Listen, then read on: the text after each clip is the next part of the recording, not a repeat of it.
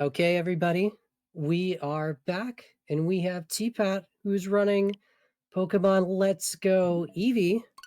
T-Pat, take it away. Yeah, you got it. I'm so excited for today's run. It's been obviously amazing seeing everybody benefit such a great cause. But yeah, welcome in everybody. My name is T-Pat. I am a kind of a new age, new modern era Pokemon speedrunner. I speedrun all the Switch titles, and we're going to be seeing Let's Go Eevee today, and we will be getting the incentives for many of the names right away. But very quickly, I want to introduce the couch here. Couch, let's go Dynam, then Amber. If you introduce yourselves. Sounds good. Hi, my name is Dynam. I don't run Let's Go Eevee. I run the alternate version of this, actually, Let's Go Pikachu. But I think Eevee's pretty cute. Hi, my name's New Amber. I love this game. This game is great. I've been playing this game for about 100 million years, and I will continue to play it for another 100 million. Thank you. Babe, this one's my favorite. All right, let's jump into things. We will start the run in 3, 2, 1, go!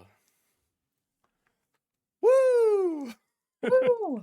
Yippee! Yeah. So yeah, let's go Eevee. Funny enough, we were just talking in the green room earlier. I actually only own Let's Go Eevee and not Let's Go Pikachu, and Dynam's the other way around. We all have our preferences when it comes to, you know, who is the cuter, who is the better, who is the faster version to play. But yeah, first let's get our naming incentives. First, we are going to name the player character.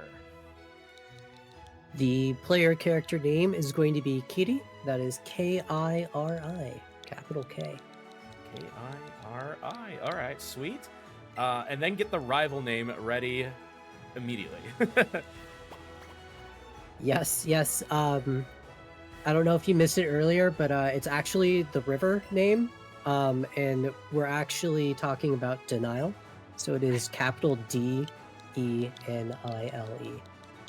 And if you weren't here when we... D-E-N-E-L-E? D-E-N-I-L-E. Denial. All right. Well, thank you everybody for donating for those. We are not finished. In about 2 minutes, we will be nicknaming the Eevee. And yeah, don't go anywhere because we will also nickname a Starmie later on in the run, about an hour 40, hour 50, depending on, of course, how many times we're going to have to pet this Eevee. Host, what did we set that goal at for petting the Eevee today? Yeah, well, I can tell you we already have 5 pets banked. Oh my goodness. Amazing. So be ready on that one. Yeah. But for folks, yeah, it's only $10 to pet that Eevee. So every $10, I am going to make T-Pat stop and pet that Eevee. So Oh be my sure to get that in! goodness. Exclamation mark, donate. Listen, I would pet the Eevee right now, but I actually don't have an Eevee right now. Slow down your donations. No, don't actually slow down. No. T-Pat, I have to assume you have some sort of plush Eevee nearby to remedy this problem. Funny enough, I don't have an Eevee. I only have all evolved Eevees. And the ones that you see by my left shoulder here, I have an Umbreon, I do have a Glaceon, Espeon, and Flareon are the plushies that I do own. If you all donate, not only will I pet the in-game Eevee, if you also want me to pet my plushie Eeveelutions, I'd be happy to do that as well. Chat, that sounds like quite the deal. So yeah, so first things first, we have to go get an Eevee, and that is what we're gonna do right here. The Eevee just pops out of the grass, and Professor Oak is like, this is a great opportunity for you to actually catch this Eevee, and we are introduced right away to the main mechanic of this game, and it is in fact catching, because it is not just click a Pokeball.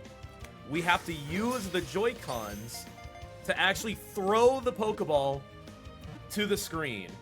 So there are no there are very few and only very specific wild battles, but every wild Pokemon that we'll encounter here is going to be just a catch encounter where we throw Pokeballs at the glowing circle. And if you've ever played Pokemon Go, I bet that looked very familiar to you. And that is not a coincidence, because this game is called Let's Go, basically named after Pokemon Go. So this is the Switch title that was meant to bring the Pokemon Go players back to the mainline series games.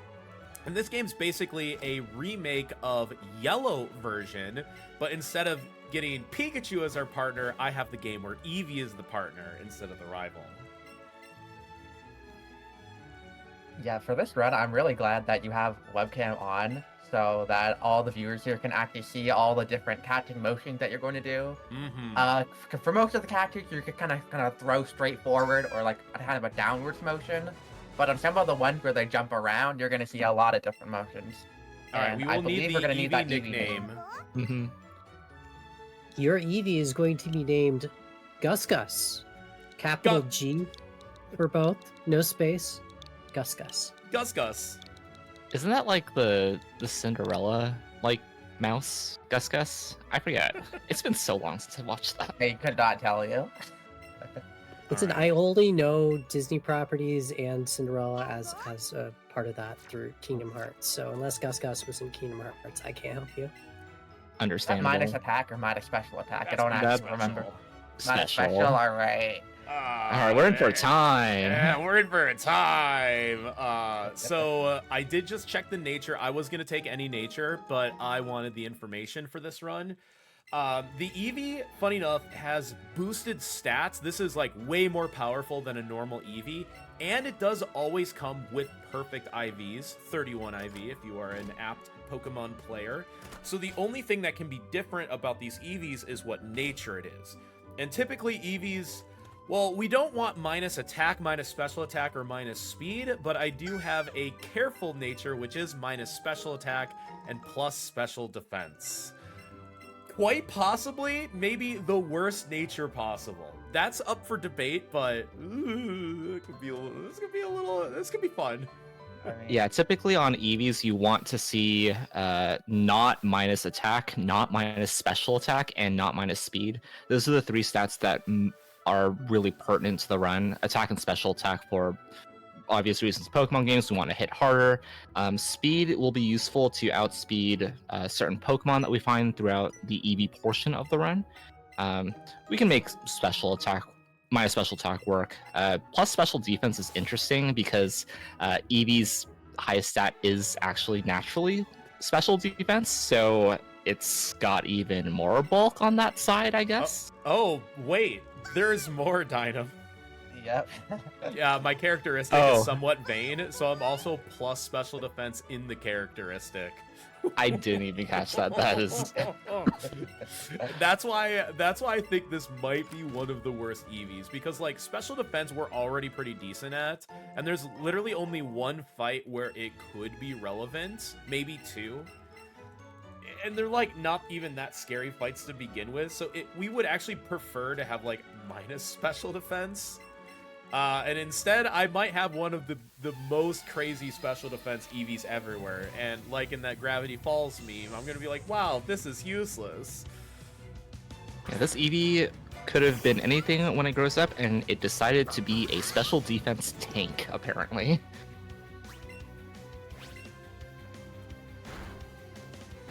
My understanding is that there are other Pokemon besides the Eevee. So I know that there's a Name the Starmie incentive. T-Pat, can you let me know about when folks should expect that's going to come up? Yeah, so the Starmie nickname will come up probably at about the hour 45, hour 40 mark of the run. Maybe a little bit later if we're going to be petting the Eevee, which, funny enough, is going to come up very soon here. I actually still don't have access to petting the Eevee. I need to be taught how to pet the Eevee. So our rival's older sister is going to teach us how to pet the Eevee. How many times do I have to pet the Eevee already? You have 5 waiting for you. Okay, well, we're going to pet the Eevee here. Usually we just close out of this, but optimal Eevee petting. Woo! Eevee petting routing. Wow, look at you. You get to see some really, really interesting mini routing. You didn't like that. Okay, you fluff? Yes.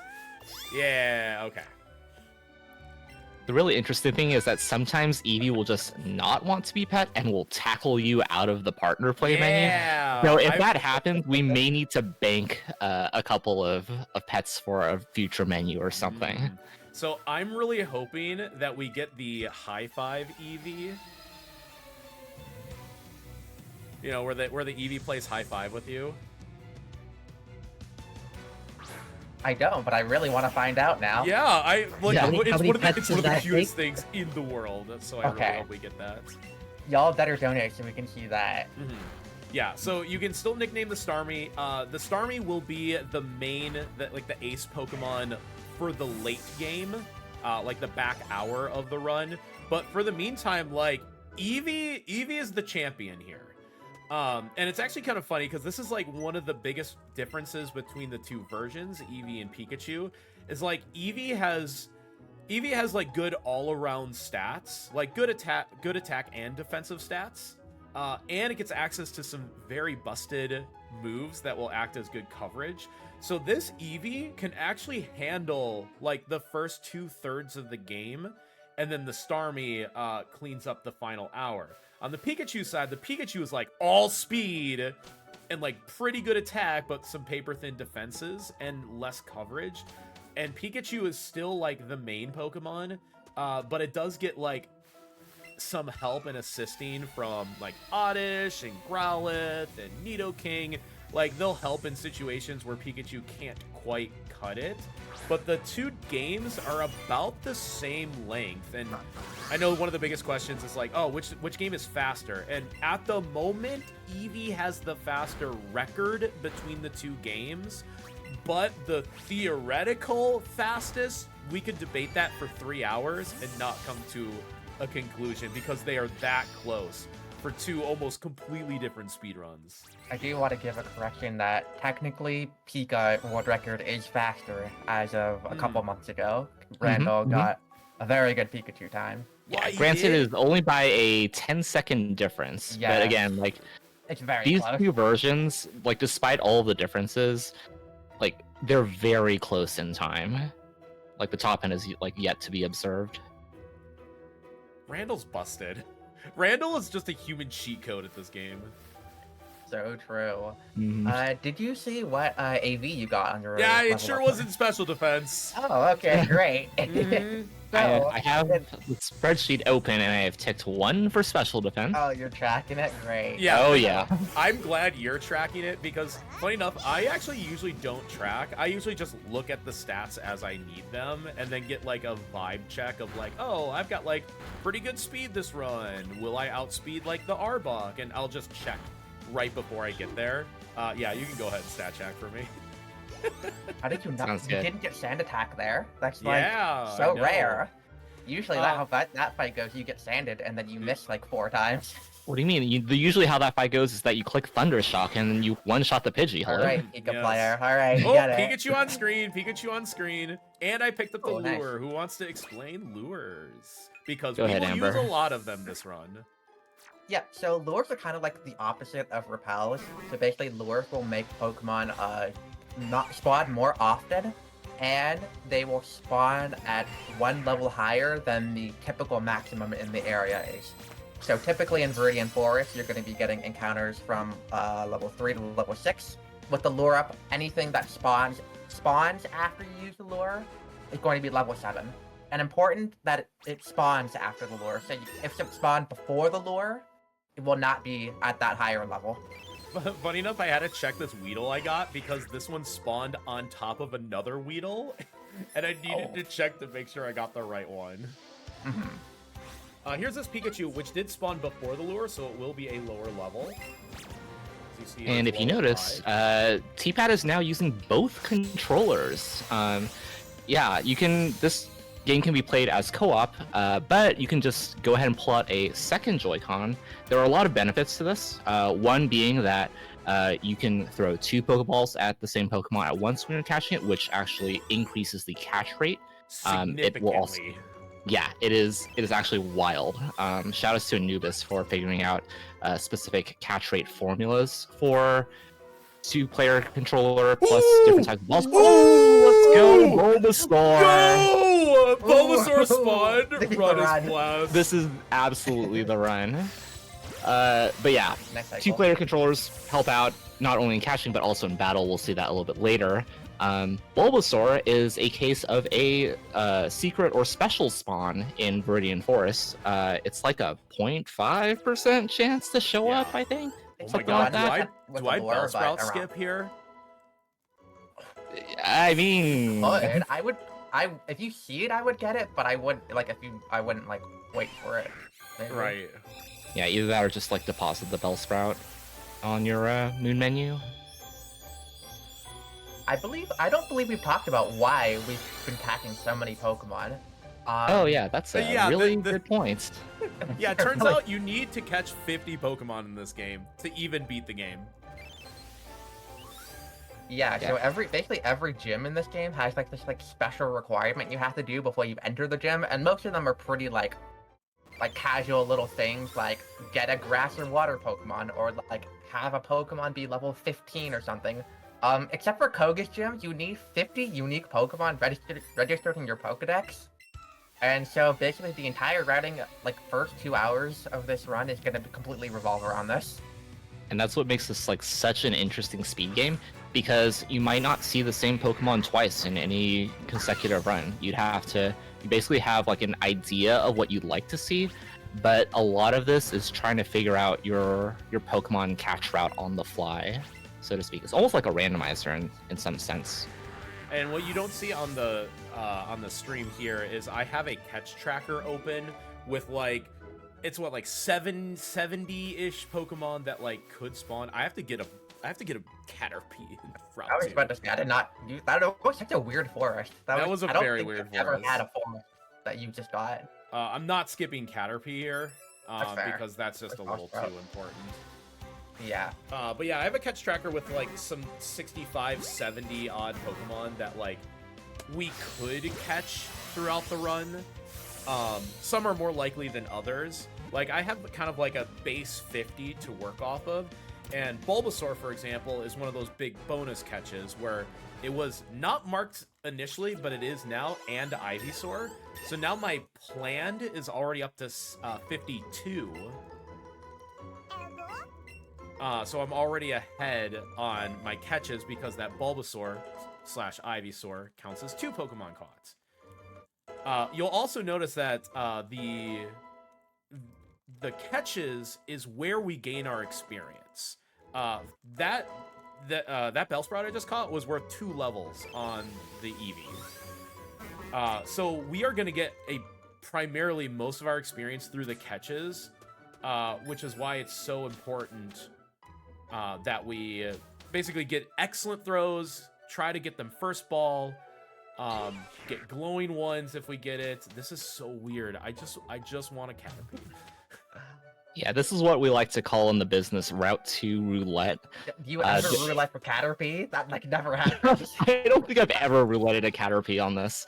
Yeah, typically you roulette for Bellsprout here because that's the one that usually spawns less. And the reason Caterpie is so important is because it's 50 unique dex entries.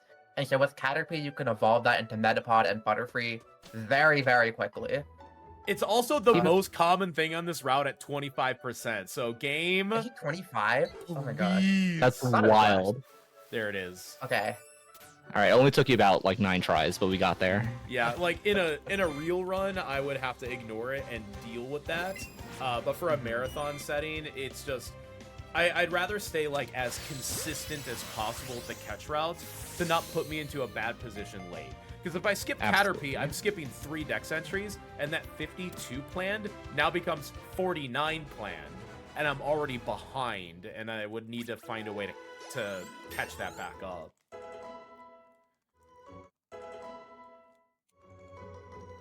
I guess we can talk about a few more of the mechanics of this game as opposed to like the other Pokemon mainline games. You heard us talk about nature a little bit earlier. So this Eevee being a careful nature, natures will increase a specific stat between attack, defense, special attack, special defense, and speed, and they will decrease another stat. Sometimes they'll increase and decrease the same stat, which results in a neutral nature.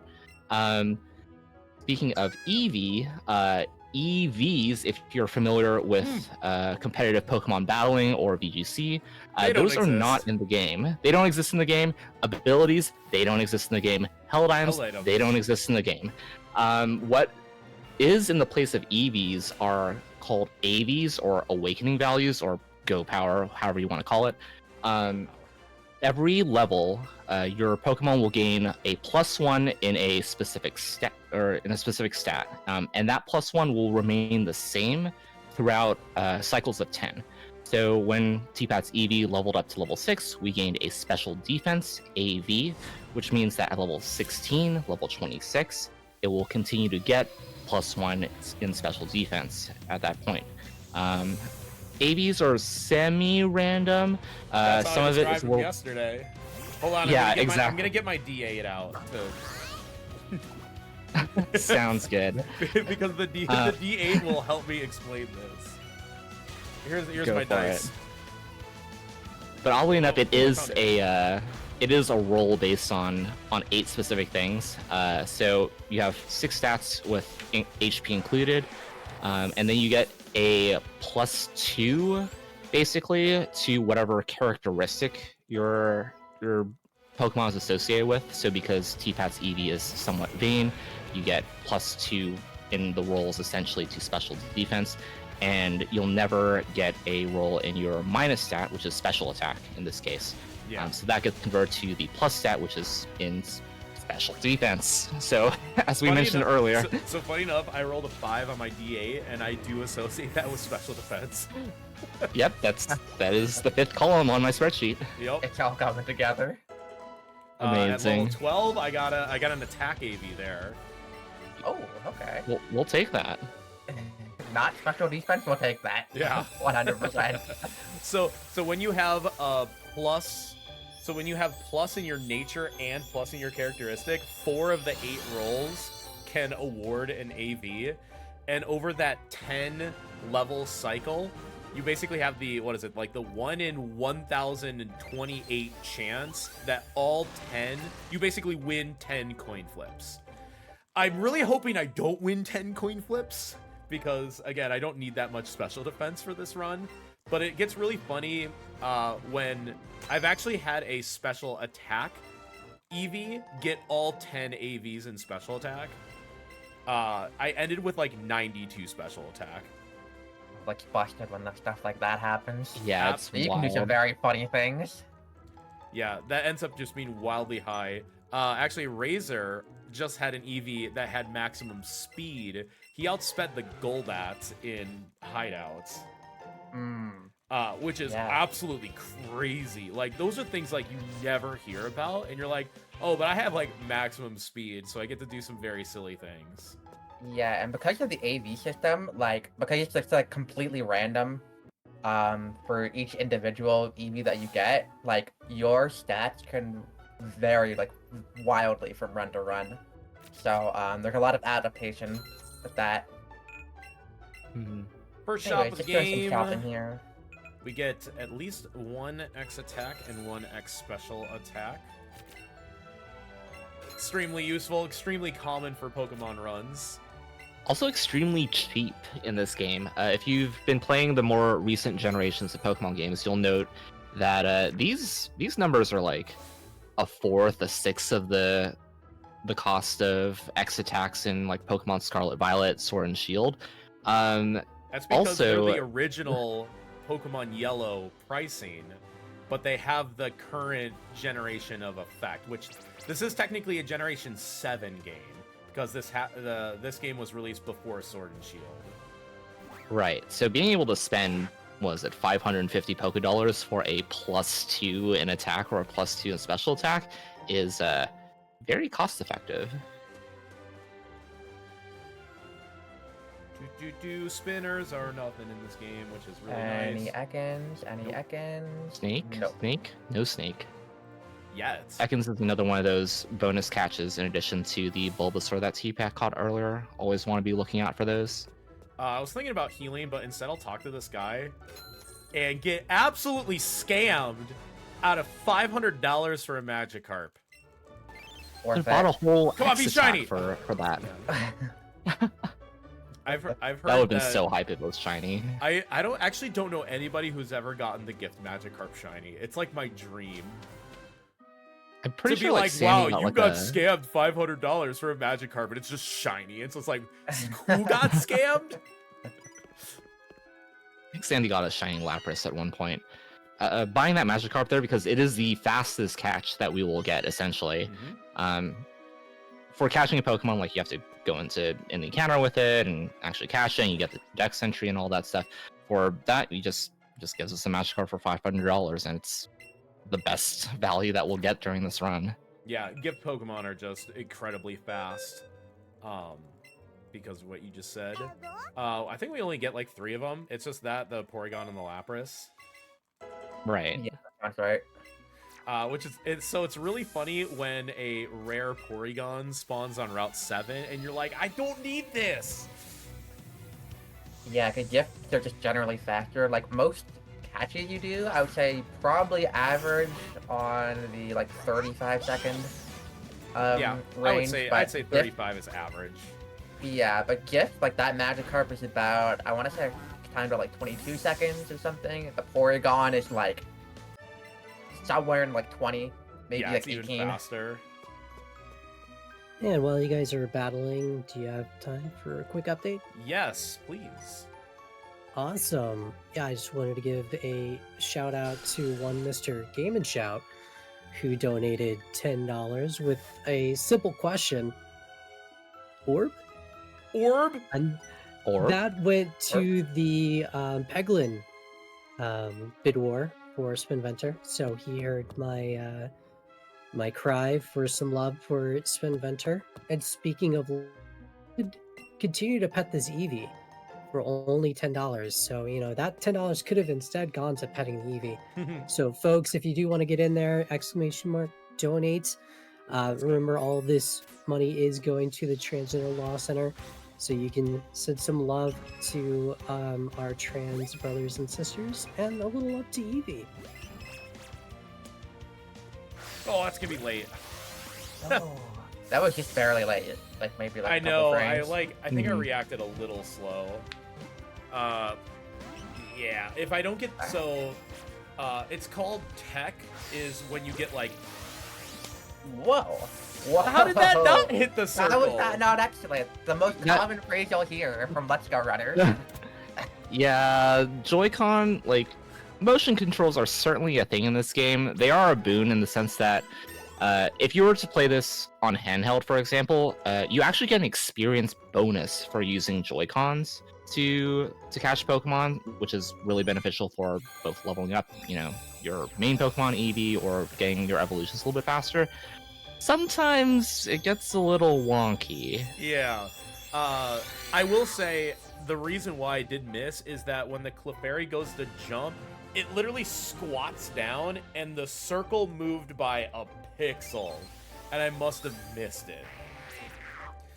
But yeah, you'll see me basically like whisk the controller to the left or to the right to do those on the side of the screen throws. I have a couple different like weird throwing angles. Ooh, and a Paris is on the screen too. Good. I have a couple different throwing angles for when I get like some, like they're halfway or they're a little high. This Geodude is actually known. You initiate your throw as soon as its fist goes by its eye. So knowing the cycles of like the circle is like really important for very fast runners. Because generally you want to throw as the circle gets about halfway, and then you'll hit the excellent throw. But the circle does keep moving even through the attack animation, so understanding where that circle is at all times can be super optimal, and all top runners will know that. For this Paris, I'm just going to YOLO throw on it. Once you're done fighting, would you be able to pet the Eevee? Yes. Because it sounds like we do have some folks who decided to take up my challenge and pet that Eevee. So I actually do have another question though, T-Pat. What are your feelings on shorts? Oh, shorts. I'm wearing shorts right now. They're so comfy and easy to wear. And also, Well- it was like 60 degrees in Spokane, Washington. So it's like spring out here. Ah. Jealous. Oh my gosh. Musical Daredevil agrees with your sentiment because he donated $20 towards petting the Eevee with the comment of, "Hi, like shorts. They're comfy and easy to wear." So true. I say Thank as I'm you. currently wearing sweats. Where I live right now, in Fahrenheit, I believe the wind chill was below 0 today. Oh, what is it in a little- Celsius? I'm a human Fahrenheit to Celsius calculator. I was when I went outside. It was minus 22 wind Ugh. chill Oh my god. Celsius. That's like... That's Calculating. cold. Oh yeah, that's well below 0. That's almost like minus 10 Fahrenheit. Anyways, after this deposit, yeah, we're gonna deposit a lot of our Pokemon here because they're just gonna like, gain a bunch of levels, and every level up you get. So, funny story, I have to catch a Zubat. I don't have enough experience. Oh, did you like barely hit 14? Yeah, I'm Oh, like, yeah, with the, I'm like 14 to the point. Yeah. Yeah, the mist circles on Clefairy, and then the first Paris mist throw really sucked. Yeah, I thought about it for a second, so I actually should have done that previous menu after, but I like just realized it. I was like, I actually have to. I need to get some EXP. Like, some Well, really good news. You have to cheeky open your EXP. menu anyway, because you got Eevee pets to do that I don't think I saw. Oh yeah. So true. How many am I doing? 2 for 20? You got 2 pets in the bank. All right. There could be more if folks want to hit !donate. Just saying. Play with Gus Gus. You bet. Oh, look at that cute Gus Gus. Wait, no, you get a happy pet. Why do you not like head pets? Eevee. There you go. Okay. Success. I double inputted. Here, I'll deposit this Zubat so I'm not confused with myself. Yeah, the issue with T-Pat not hitting a certain threshold of experience is that we had mentioned that every gym leader has a gym requirement. Misty's gym is that you must be level 15 or show the gym guard a level 15 Pokemon before entering her gym. We really want Eevee to be at like 14 and a quarter or so by the time we're done with catches before hitting this next trainer section, because these trainer battles will give us enough experience to hit 15. If we don't do that, things get a little weird. We might have to do a little bit of a reroute in Cerulean City, or catch some Pokemon that we want to catch later, which kind of messes up with our catch route. So Yeah, I don't want to do that. I don't want to do any of that. yeah, I don't want to do any of that because I'm A, just not as familiar with like the early Nugget Bridge, and B, that's also slow. We're not going to do that. I will just quite simply catch a Zubat, to which it burned yet another one of my throws. I'm going to pick up the extra Great Balls, leaving. Yeah, you were pretty that sounds low. like a good idea. I'm having like a really scruffy run, and it's actually not Gus Gus's fault. It's just this run is very strange because like I did like just barely miss like an excellent throw. And for new Pokemon runners, we usually recommend Let's Go as like a great way to start. Yeah, the catch, like the 50 catches can be a bit daunting, but honestly, the biggest thing that new runners need to learn how to do is get excellent throws, because that's where all your experience comes from. Like getting an excellent throw adds a 2 times multiplier to your experience, whereas like a great throw is just 1.5. First ball is also 1.5. If it's glowing, it's at least 1.5. You have a 10% chance that it's times 4. And like all those multipliers do add up, as you probably saw in a certain Balatro run. Molts are good. And we do a little bit, I think the highest multiplier is 26.4. that's right. That would Yeah, be if you getting get that a on lot. a Chansey, it's worth a lot of experience. And it's great because experience is what we really want for Eevee. In fact, I believe both the Pikachu and the Eevee world record have 26.4 multiplier chances. That is a true statement. That hurts me a little bit. I because know, same. because I've grinded this game for world record in like multiple different stints, and it's like you just can't get close if you don't have the XL Chansey, or it like feels like you can't get close because you can't do the silly fast things that XL Chansey and crazy high experience offer the run. In fact, I'm in the opposite. I'm running minimum experience and unrunnable. So we're gonna have to do some funny things, but not quite in the good way. But yeah, Chansey would be, oh my god, so excellent. Alright, very important question for everyone. Helix or Dome? Ooh. Yeah, Helix or Dome. I'll pick it. I'll pick which one chat wants. Vote now. You have about 30 seconds. Yeah, technically, Helix is optimal because it's along the movement path, but chat. It also depends I on mean- what category you're doing, which one's optimal, so, you know. That's true. We are running any percent NMS. There are other categories. NMS stands for no mount skips. That will be relevant later in the run. There are I a got couple you, of Star. trainers that you can skip.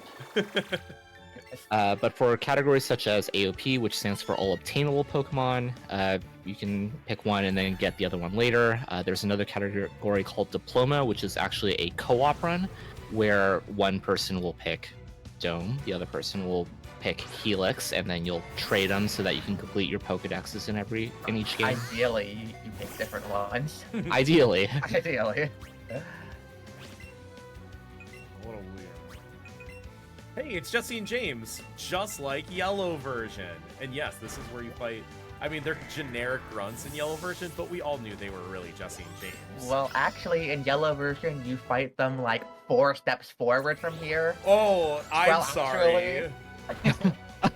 Just gotta, Is just that gotta put another that out thing there. they moved in this game, like the Snorlax? Yeah.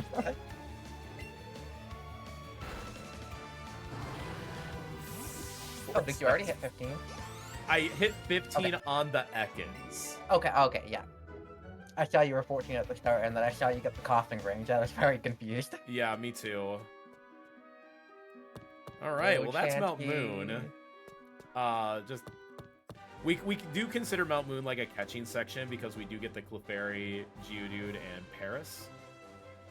But mixing it in with the fights makes it interesting. Rock Tunnel will be that, but on steroids. Good snake.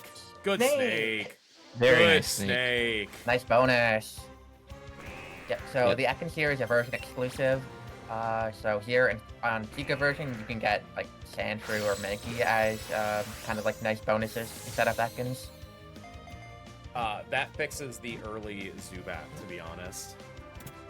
Right. Normally, Oh, yeah. you would catch Zubat later in Rock Tunnel because it is basically at a level where it evolves to Golbat in one level. We don't want to catch Golbat because it's a very bad catch, so this is a good replacement for that. I mean, like, unless you're feeling spicy, you know, you could for the fans. I did catch a Golbat today in my practice run, so Listen, If we're, and if a we're- Fearow. If we want spicy catches, catch Fearow. That's like something I don't think I've ever caught before. Like terrible. I got a shiny one in the run, so I caught it. That was pretty much it. I guess it is good to note that shinies do appear in the overworld. So if we see a shiny, I mean, I could be incentivized to catch it. Alright, time for Eevee to become the most broken Pokemon of all time. Sure will. Yeah, we're gonna talk to this move tutor right here, and this move tutor has special moves that you can only teach to your starter Eevee. We are gonna get 3 moves. Bouncy Bubble, which is a 90 power water move that basically acts like Giga Drain. Heals you for half the damage that you deal. We've got Buzzy Buzz, which is a 90 power electric move that always paralyzes when you hit, and that's Always. going to be relevant Always Yeah, paralyzed. 100%. And lastly, we have Sickly Slide, which is a 90 power fire move that has a 100% chance to burn. And if that sounds overpowered, that's because it is. Yeah, these moves are absolutely Busted. busted for And when remember, you the obtain them the in the game. Eevee is already has boosted stats. Like, these are higher stats than your normal, average, everyday Eevee. And then we get these moves on top of it. Like, the trade-off is the Eevee can't evolve. Like, we're not allowed to evolve the Eevee, obviously. Then it wouldn't be called Let's Go Eevee anymore.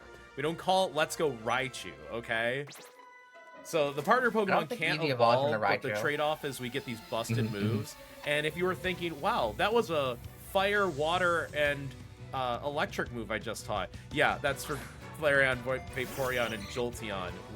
There are moves for basically all of the Eevee evolutions. Yeah, this includes things like Espeon, Umbreon, Glaceon, Leafeon, and Sylveon. Those will be put in move tutors in later Pokemon centers. One of them will actually be very relevant to the run. We do teach one more. Now, Pikachu Not that bad. also gets busted Unfortunately. moves, but it's a little strange, isn't it? It's like, because Yeah. The Pika side, the only relevant one for the speedrun is called Zippy Zap. It is I think it's a 50 base power move. It has +2 priority, which means that it's on par with things like extreme speed. It's better than quick attack. And the other thing about it is that it always crits. Like 100% crit rate move. what which is is this? really good. What's the Urshifu move that always crits? Wicked Blow or Surging Strikes or something. Yeah, it's basically that, but on a Pikachu. Yeah, so it is still only an electric type move, so it still doesn't have good coverage against things like ground Pokemon or grass Pokemon, for example. And that's where the two controller partner Pokemon comes into play. Eevee's definitely kind of like a solo self-bound sort of Pokemon, and Pikachu is like the speedrun was the friends we made along the way sort of thing. Funny enough, we get the electric move and we start spamming it immediately in Misty's gym. That paralyzing effect is extremely important on the Starmie, because you saw that the Starmie outspeeds us. Yeah, only turn 1. After you paralyze it, we're faster turn 2, which is why we can do the fight that way. Also, fun. I want to just to highlight something really funny about Misty's Starmie, because Starmie's a really good Pokemon. Like, really good. Like, so good, we're gonna use a Starmie. Yeah, most trainers, especially like boss trainers, so to speak, their Pokemon have natures that are beneficial. You know, like, I think Giovanni's Persian has, like, plus speed. You know, something like that. Yeah, no, Misty's Starmie needed to be nerfed. It has a minus special attack nature, and it's, like, the only Pokemon in the whole of the game that has, like, a nature that actually nerfs it. Yeah, if you saw Starmie knows Scald, which is, if you know anything about VGC, is a busted move on a busted Pokemon. So it makes sense to nerf it by about, 10%. It's alright, I guess. Also, congrats on not getting burned, which seems like it almost never happens in... Also, Dynam, write down on your spreadsheet, my 7 AV was HP. It was HP. Would you like to know your AV distribution? Yeah. No, but yes. It's not as bad as you think. Okay. So, I mean, there are 4 AVs in special defense, but you have a 2-2-2 spread of HP, attack, and defense. Okay. Oh, 0 in speed. 0 speed, yeah. It's gonna be annoying on this, especially on this experience, where you're a little bit lower than, like, average.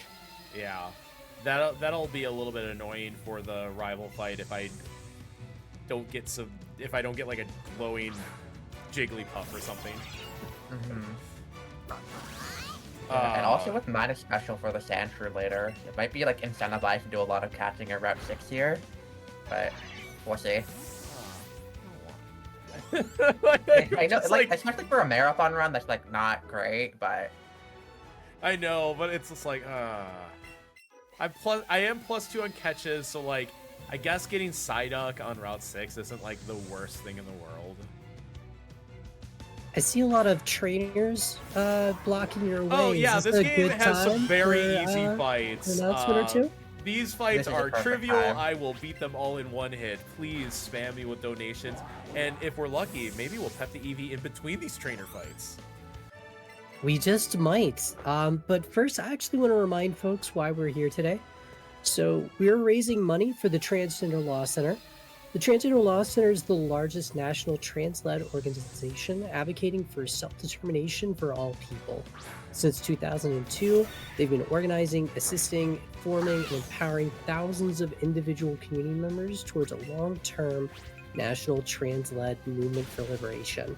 If you want to learn more, you could type !charity or !TLC in the chat.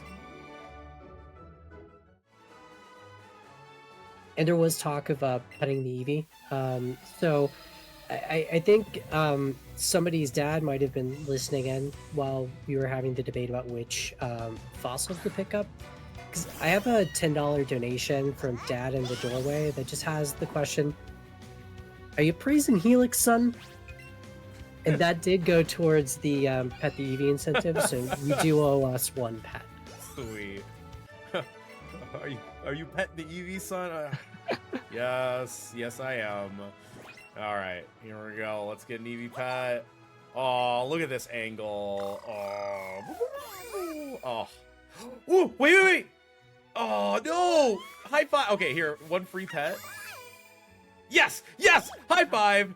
High five the Eevee. Oh. Let's go. High five. Let's get it. Another Oh. one. Let's get another one. Yeah! Oh, that one had hearts in it. Yippee. Oh my god, yes. You're gonna get so many turnarounds by the time you hit Rock's Tunnel. Yes, I love the high five Eevee. It's the best.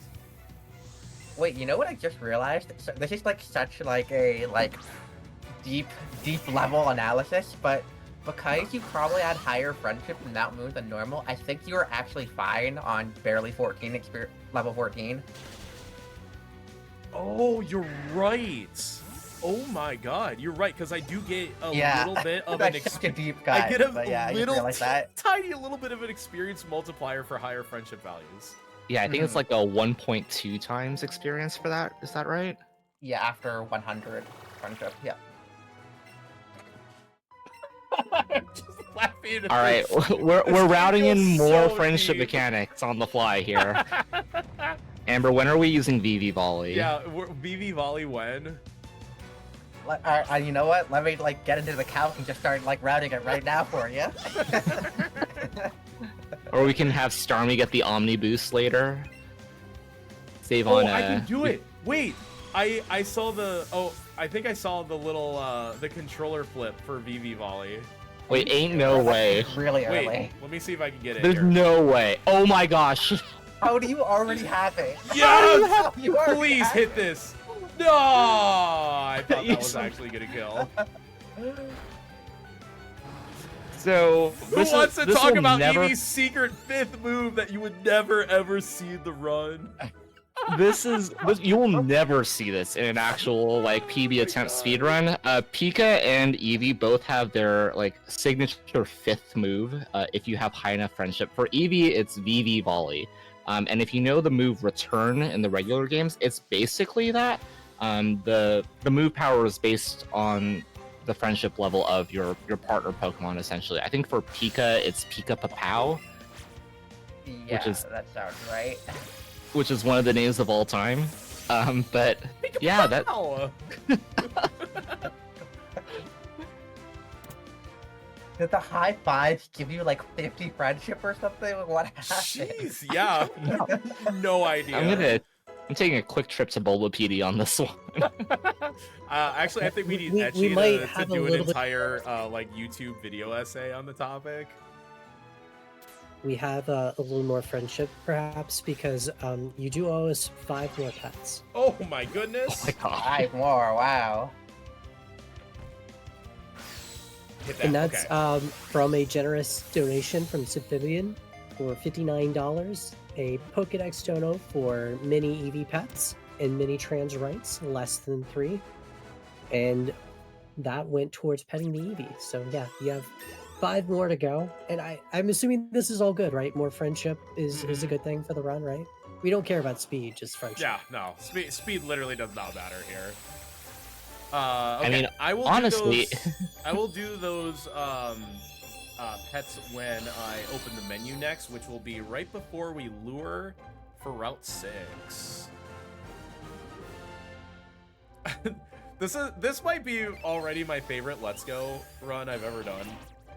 I actually never I think I've only ever done Let's Go like for a marathon like once before. Just always something that like I don't usually get accepted in runs, so it's like been a while, and this is already hilarious. This is one of the weirdest runs I have ever seen. I will definitely say that. And not just the use of BB volley already, but Gosh. that mean, already you're, like, counts. busted Gosh, maybe special the defense, extra but, like- friendship is what I need to combat the minus special attack that I'm gonna have. Honestly, optimal for marathon settings. Your stats do get boosted by 10% at maximum friendship. So just saying, chat, if you want to help boost that special attack, get those bet the Eevee donations in. Chat actively helping the run. I wonder if you have like a high enough friendship that you have an extra speed point and can outspeed that 19. God, I hope so. I will still go for 20 because that will be significantly helpful. Yeah. Because the level 20 like damage output will be a significant boost. Another well-known Pokemon speedrunning mechanic is that the damage calculation you'll always get an extra little boost when your level ends in 3, 5, 8, and 0. Basically, like if you have the same attack stat at level 19 as you do at level 20, the level 20 will always do more damage. But at level 18, and 19, it's the same. It's like some, what is it, like 5/2 multiplier. Yeah, it's because... there's math. I won't go too much into It's it. because one of the parts of the damage formula is 2 times level divided by 5 floored. So, and that's why you get that little like boost at those levels specifically. Yeah, what is it? 0, 3, 5, and 8? Yeah. Yep. So, I know I'm a math minor, but my degree is actually in meteorology, so I'm more of a scientist than a mathematician. Could we discuss the science of BB volley and why it might be the best move ever? You're the self-proclaimed scientist. Go ahead. Yeah, I mean, technically all you have to do is shake your controller. It saves you 1 input. You're How so much? correct. Wait, how much damage is it? I guess it's about the same as headbutt, right? Yeah, like return based, so it depends on your friendship. Is it special attack or physical? Physical. Oh, so it's basically just headbutts. It's more powerful headbutt the farther you get in the run, though. Okay. Might be noteworthy. Is it more powerful than Double Edge? No. No.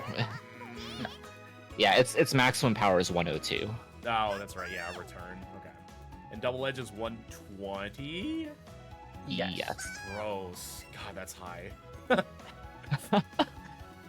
like some of the other speedruns that I do, it's just like, hey, Monferno, what's your best attacking move right now? Ember. That's like, cool. 40 base power, and it's not even like the better of the 2 stats. It's special and not physical.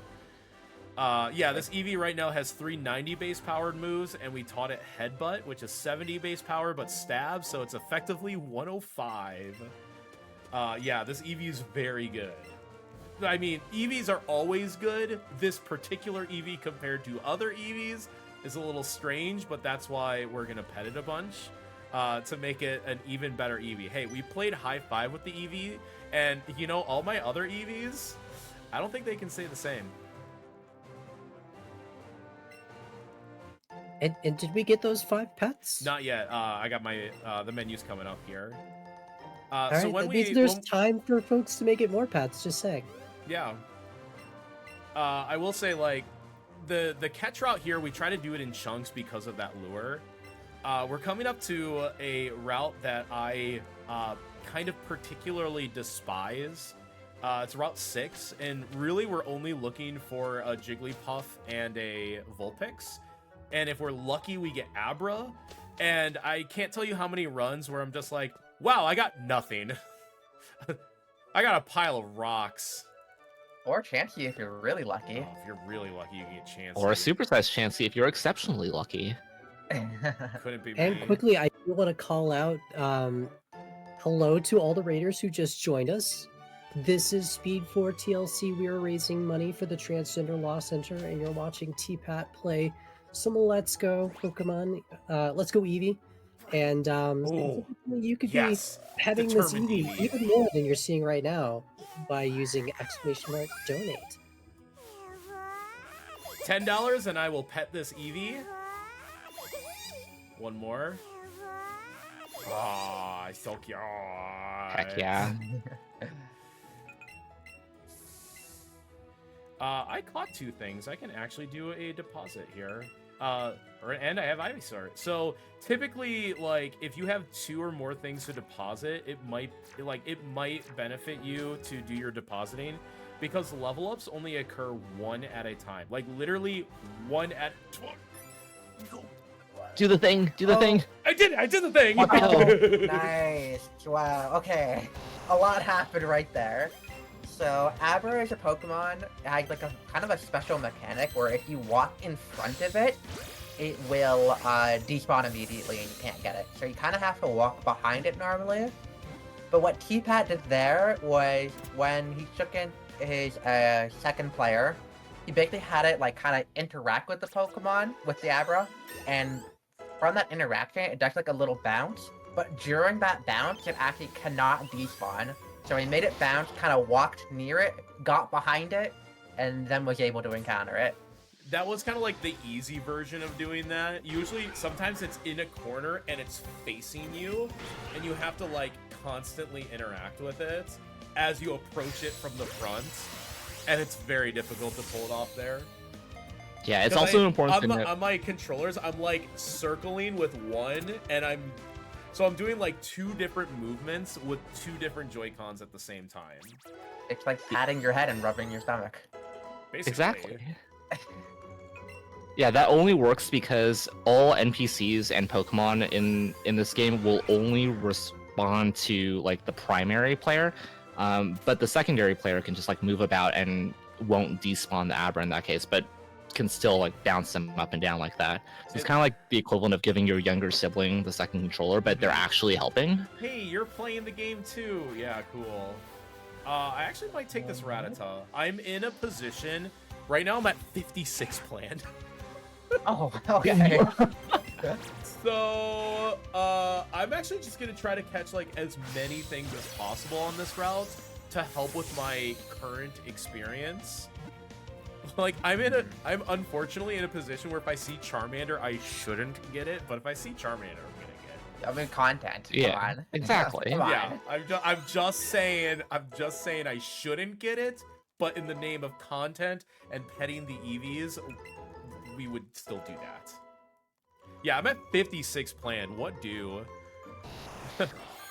So funny enough, like one of the things I do when I Pokemon track is you usually just don't touch your tracker until after after Route 10 is when I start monitoring it.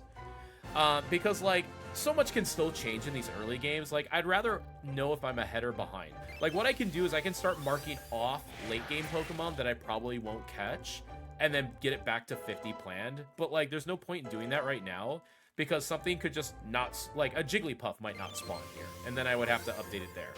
So I'll always remove things that don't spawn, like my normal catches, and I will always mark all of my extra catches. Oh, there's the Jigglypuff. Very nice. Oh, Jigglypuff is terrible. You have to throw immediately, otherwise you cry. Yeah, Jigglypuff has a very fun kind of animation where it kind of like floats up in the air like a balloon, and then it's up there for like what feels like 100 Forever. years, and then it comes back down. So it Alright, can who's ready sometimes for- attack immediately, but usually it doesn't. Okay, who's ready for the trainer skip? All right, I'll take just some let it serious speak for time. itself. Serious time. Ready? Whew. Yes. That definitely too wasn't shabby. sketchy at all. That was a little bit of back and forth there, but you made it. Yeah, that's made it. actually the second trainer skip that T-Pat did this run. The other one that we didn't mention was back on Route 24-25 when we were heading towards Bill's house. T-Pat threaded the needle between two trainers' line of sight. Trainer vision in this game is really interesting.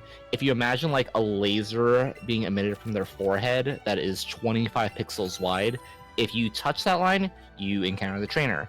But you can kind of skirt around that line, or in this case, you can skirt between two trainers' lines of vision, and if you hit the sweet spot, you're good to go. My Pokeball count was so low, I had to buy one fewer Great Ball. I don't think I've ever seen below 60 at this Yeah, and point, 60 ever. is the exact number, by the way. If I have 59, I wouldn't, and I did my normal shop, I actually wouldn't be able to buy this guard spec. I'd be $46 short. So I have to buy one fewer Great Ball. I'll pick up the extras again. Of course, yeah. All right, time for the most important tech of the run. Yeah, The double you can nail turn it. skip. This is Double- by far the most important part of the run. sure is. I'm actually pretty good at it too. I have a nice little I'm- setup. If I get it once, I'll get it like 5 times in a row. If I miss it once, I'll miss it like the next 5 times. I have like streaks. In fact, I'm gonna wipe the sweat off of my thumb so I can get this right. All right, Alright, you ready, got chat? this. Here it comes. Here it comes. Here it comes. Here it comes. Did you get it? So easy. Oh, you're So so easy. Every time. I'm actually So goated good. at this game. It's the smallest thing that we meme about, but it's just saving two like player physical turns, one like facing the rival and then one when you walk down. It saves like a fraction of a second, but it's really gotta high be, like, 1 performance. second. It can't like. Yeah, the character will like feet shuffle before the text boxes come up, and funny enough, they usually the character will feet shuffle towards the rival, and then where they have to walk to activate the cutscene, they'll feet shuffle again. But if you're kind of like angled right in the middle, you skip them both, and it's great. Here will be, I think this is our first instance of cheating in the run, actually, is what the official term is called. Cheating in battle, yeah. Yeah, so basically, you can 2v1 in this game.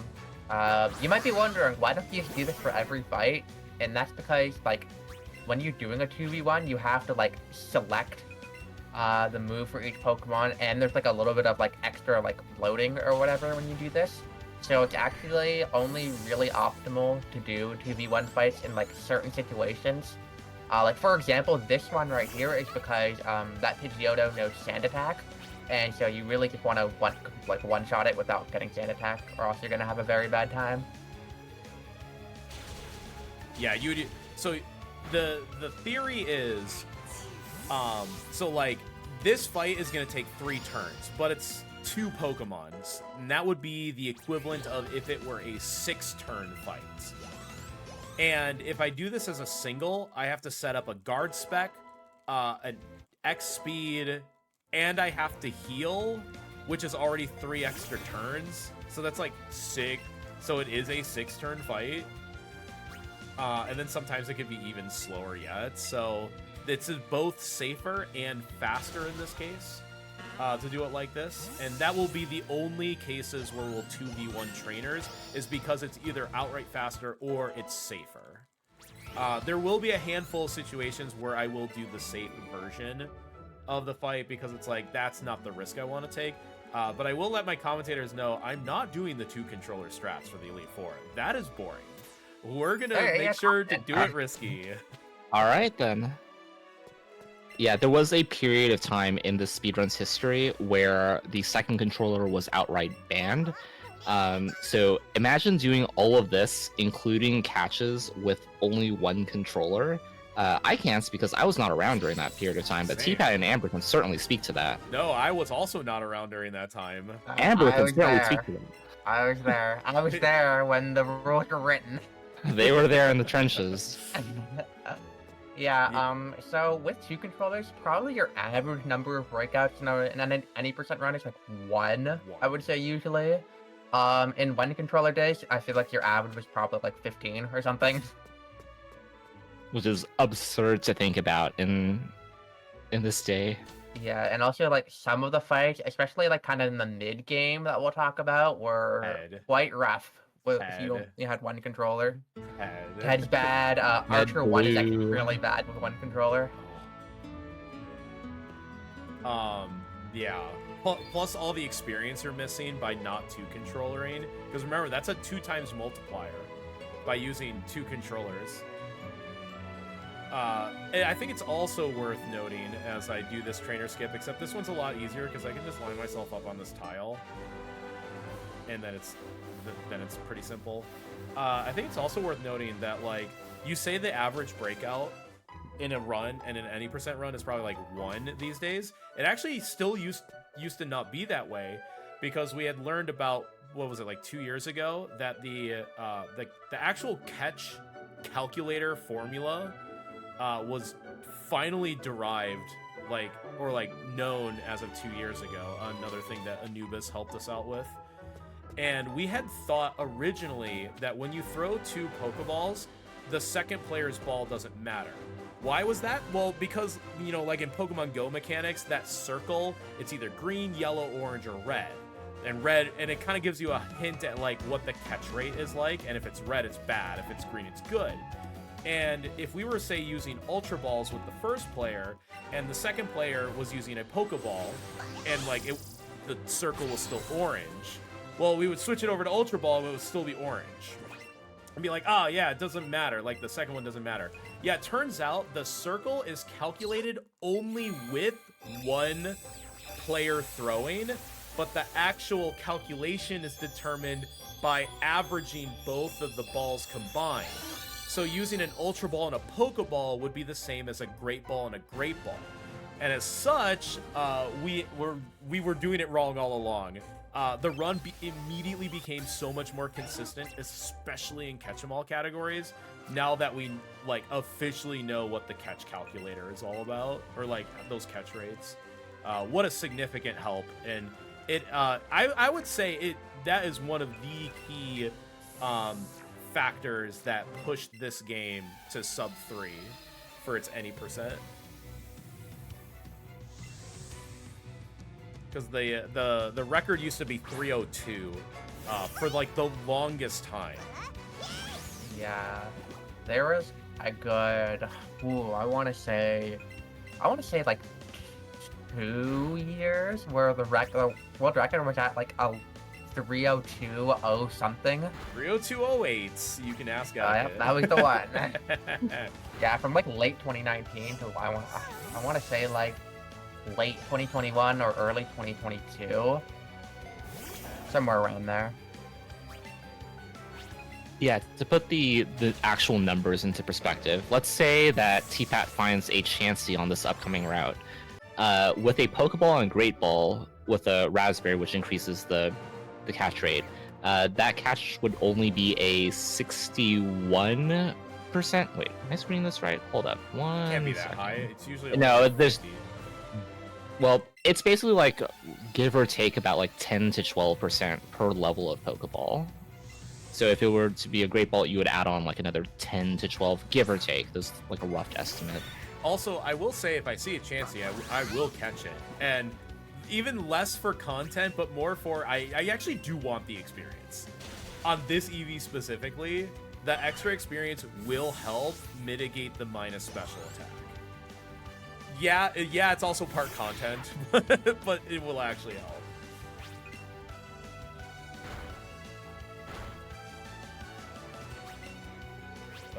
Yeah, so Route 10 is coming up, and Route 10 is one of so up to this point, our catches, save for the Caterpie, are usually pretty standard.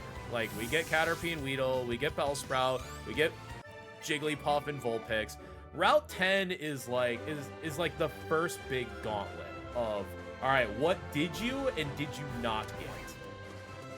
The Wild West of catching right here. Mm-hmm. Right. Yeah, there's a lot of things you can get. There's a and usually, Spearow above the fence? How? Did it spawn and then go around the fence? Yeah. It must have. That is funny.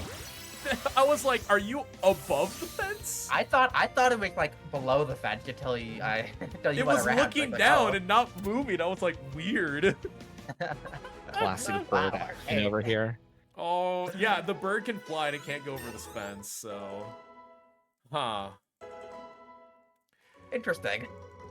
So funny Alright enough, then. because my catch count is so high right now, I can kind of breeze through Route 10 and be like, oh, these things didn't spawn? Yeah, cool. Like, Fearos. Oops, all Firo. Oop. Okay, crab. And need a theme. That's pretty good, honestly. Yeah, Yeah. honestly, You can I leave just with leave this. after that. Yeah. Yeah, take it and go. Ah! Classic crab. Oh, I hit it! Krabby is such I a haven't fun seen a crab Pokemon to that throw jumpy in against. a bit. Yeah, usually it's pretty aggressive. Like it'll hop once and then attack. This crab's got hops. My plan is 58. That's really good. That's really good. Like, for a marathon, Alright, that's at awesome. what point do you not evolve Krabby? It is 4 levels to get to its evolution Kingler from level 24. I need to start unmarking Pokemon. Don't attack, man! Ah! You're probably missing Nido Male though, so I will probably go down soon. Yeah, I Unless he already, just I spawns already immediately. unmarked that, but I'm still at 56. So I'm gonna Okay. unmark Ghastly and Coughing. And that's still 52. Oh my god, I can unmark. Do you have Tentacool like marked by default? No. Tentacles Oh, counts as okay, a great. bonus. Yeah. and you had 58 planned before. Oh my gosh. All right, we are bouncing. There are 3 Fearos on the screen. I am not catching a Fearo. Wow. This is actually like, this is like unreasonably good. But it's not like so good where I have to like intentionally avoid things. Mm-hmm. The only thing that's weird, and honestly, Amber, I'd like to get your thoughts on this. If I don't evolve Krabby into Kingler, I could also choose to not get the Pidgey line entirely. I would probably keep it in the party because you kind of want to see what rock tunnel cactus you get, and then if you want to decide to not evolve things, you could just not evolve like Cubone Machop. That's my take on it. Yeah, I would agree with that. Also, what I could do is like, say like Pidgey spawns on Route 7, I could just take that Pidgey and get Pidgeotto, and then also like then not evolve like Cubone or something if I have it in the party. I think if you see Pidgey on 7, you just like always get it from here. Like, Yeah, because I'm so far ahead. yeah. Like yeah, I can okay. always just dump an evolution at this point. Yeah, that's one of my favorite parts of Let's Go speedrunning is that like every run is completely different. So basically every single run you will have a catch situation that you've never seen before, and you have to use your knowledge of how the catch routing like generally works to figure out what your best options are. And like so many things are like close in time to each other that there's a lot of like difficult decisions that you have to make, and a lot of them are up to like runner preference. Yeah, and sometimes you'll get the Pokemon that you I'm want. glad I didn't. I honestly, Yeah. I was thinking for a second why you passed it, and then I remembered. Yeah, back in Mount Moon. So here's a trivia question. First of all, trivia question. How many Pokemon do I have right now? What is my catch count? Has anybody been keeping track? I have not been keeping track. I will let the chat see if anybody in the chat knows. Yeah. I'd like to... Amber Dynam, what would you say is the average enter tunnel catch count? Average? I feel like- what would you 22 or something? Like somewhere between 22 and 24, I think, is like right on par with where you'd like to be on average. There's Cubone. There's another Cubone. They're friends. I will take the closer one. Thank you. Cubone Yuri. Oh, never mind. Cubone Yowie. Yeah, so like I would say if I'm really low, if I'm like really scarce on my catch count, I haven't gotten any evolutions yet. I can enter tunnel with like less than 20, like maybe Less than 20 is 19. rough. It's rough. 20 but I've is seen 20 is it. kind of like my lower limit of like this run is okay. Yeah, less than 20 is very cope. So yeah, do we? I mean, do we have any guesses? You two? I've not My kept guess track. based on your catch count, you probably have like something like 29 entering tunnel or something. Yeah, I was ridiculous. gonna say 29, 30. So the answer is 28. Ooh, close, close. And I just got 30 on this evolution. But like 20 is high. That is really the highest I've ever seen is 30. I think, and yeah, so like 28 is quite. Rhyhorn. Yes. Rhyhorn. Hey, buddy. Hey. We don't have to worry about this one. Hey, my Hey. Uber's here.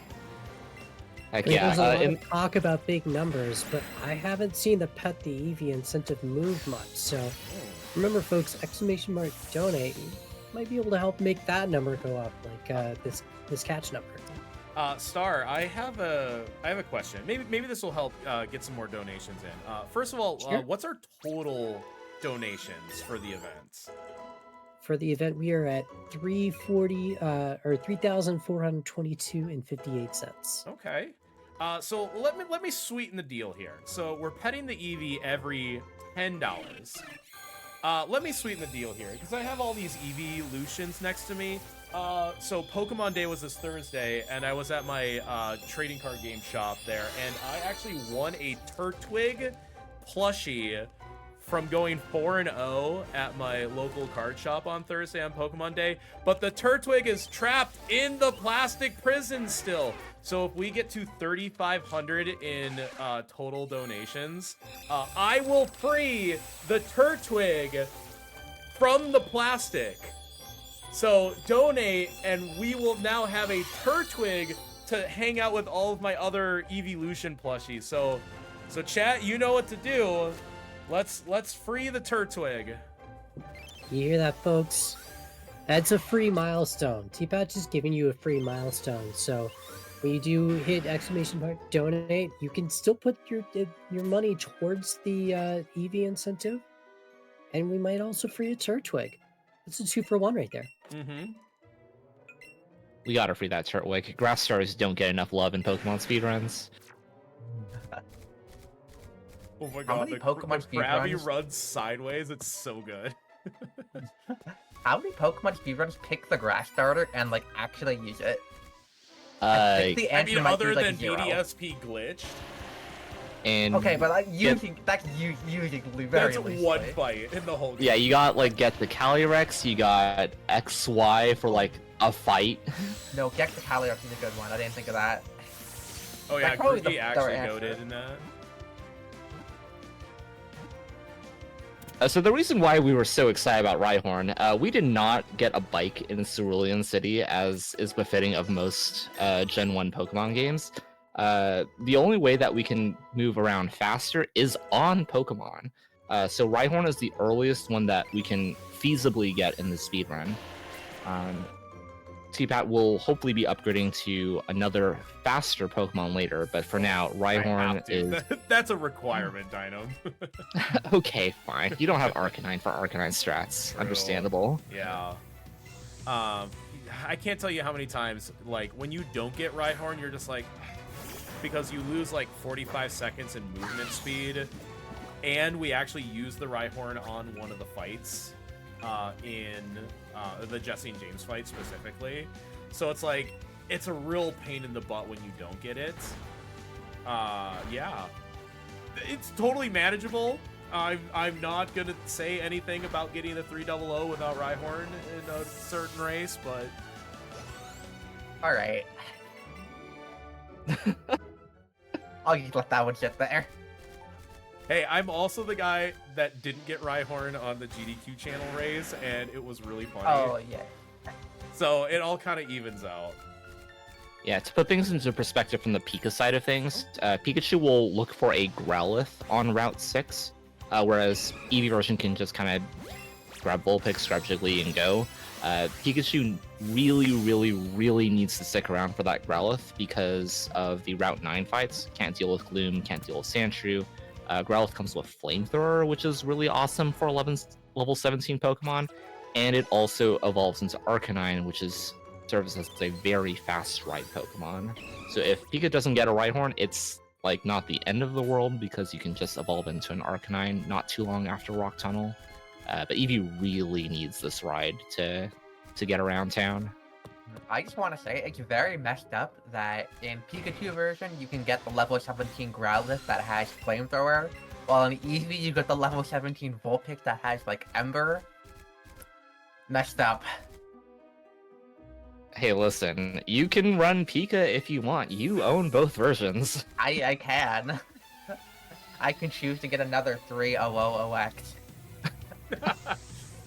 Wait, Amber, you have a 30000. Yeah, so in Pika I've gotten 30005, 30004, and 30000. And I've never gotten Sub 3 in Pika. Amber and I gatekeeping the 300 with Amber at the What's your time, Dynam? mine is 30002. Oh, okay. We are 2 seconds apart on Pika. And I'm a 2:59:54, so I'm 6 seconds to the good. Heck yeah. But I wonder if I got that time before the Amber gatekeep. The door was actually still open.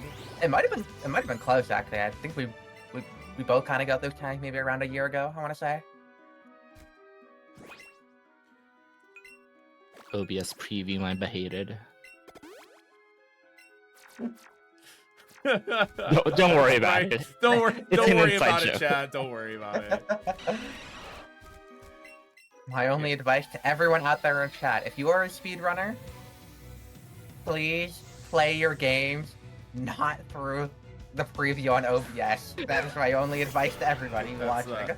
If there's one thing you take away from this run, do that. I am in fact playing on my TV monitor. Good. Yeah, that should be the second thing that you take away from this run. The first thing that you should take away from this run is please get your donations in to pet that Eevee and benefit the Transgender Law Center. And save the And free Turtwig. That also. You're doing my job for me.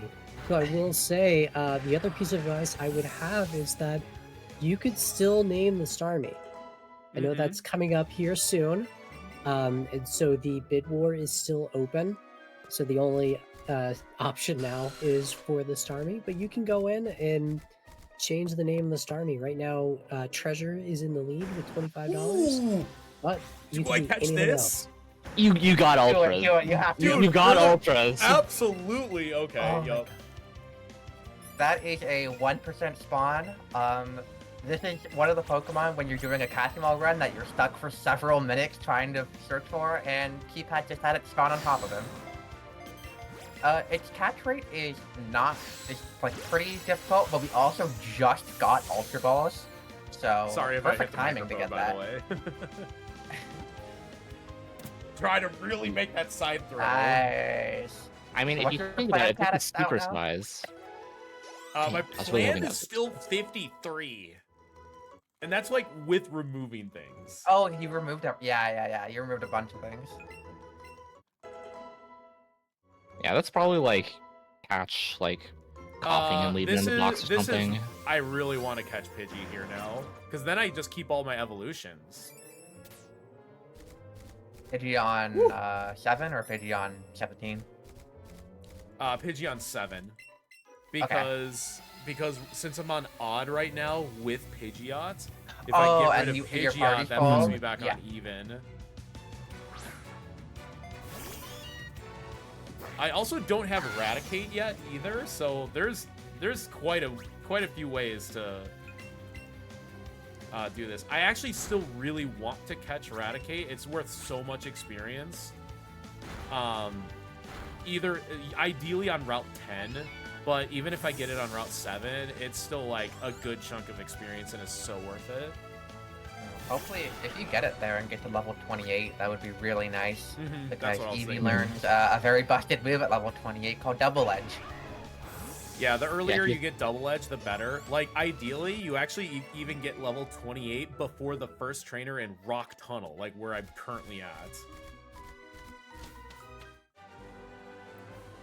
So yeah, I have 36 exiting tunnel. Alright. Yippee! And iconic Kangaskhan, which is amazing.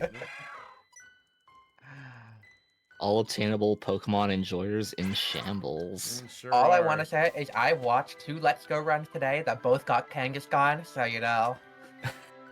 There seems to be a trend Thank you. happening Actually, here. Amber, a personal thank you from me for spawning Kangaskhan in my game. You're welcome. Yeah, it's so interesting talking with y'all about like different catch routes because I am like us top level runners have like different philosophies on how like we want to approach catching things. I almost never get Pidgeot because I value early catches and experience to evolve things sooner. But it is like a really good Pidgey is a really good catch on Route 17 if you can get it normally, just because you evolve it twice and you're good to go. And by the time that you need to deposit, it will have probably just level twice only, so you're not even losing any time with extra levels there.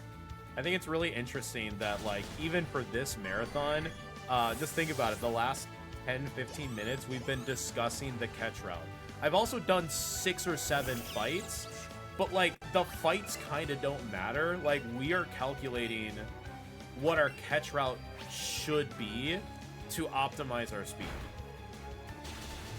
And that's kind of the big thing of that. That's one of the big things that makes this a beginner-friendly run. Is like the fights are really easy.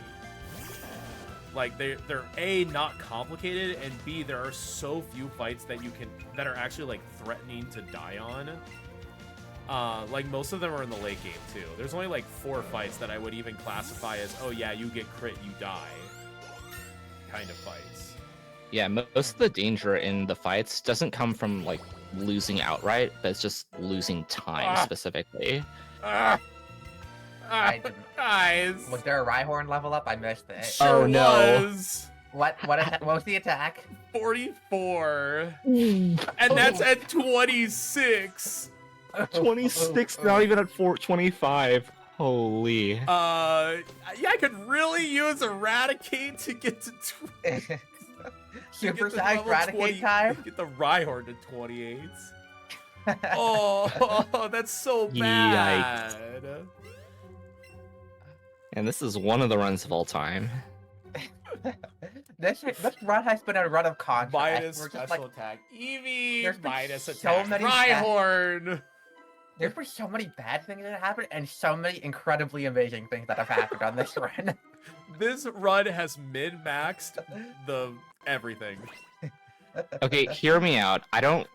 Does the Omni boost that you get from shaking the controller eat a turn? Because if not, you could get Rhyhorn to +3 for the hideout J&J, and you'd be fine. Yeah, no, that does count as a turn. The Okay. volley, yeah, that counts as the attack. Dang. Thought I had something there. Alright. We're hitting up the metronome fight next. Alright. Oh, and I'm just shy of 28. Boo. Are we Alright, gonna chat. What are we gonna get? My guess is you'll just flinch with headbutt and it won't matter. Or you could get something funny like Whirlwind, and your Rhyhorn gets sent out. Don't even. I've My got favorite is Glare, getting, paralyzed, fully para'd before.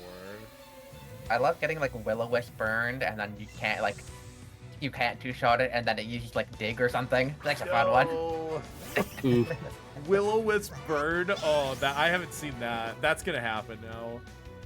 Yeah, so this Actually Clefairy can be a manifested. troll. What are we getting?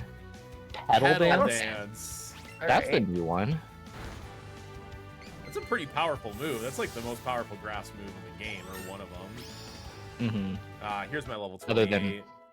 Other than Solar Beam for some reason. We have double legs now. Hooray! Yay! If we had that on this fight, at the start, we could have just one-shot the Clefairy, but sadly we did not. It's fine. We'll get another busted move in about a minute or so. Well, depending if we get Eradicate or not. Come on, Eradicate. Come on.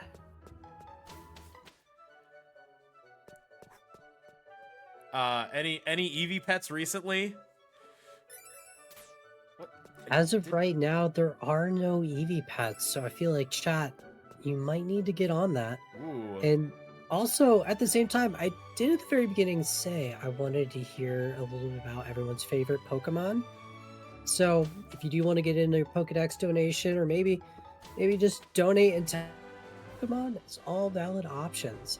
Just remember, !donate. You can click that link in the chat, and you could put your money towards the target that has petting the Eevee. We still have the poll for the naming of the Starmie, and we also have the Peglin character bid war. So feel free to check out any of those, and !donate gets you to that link.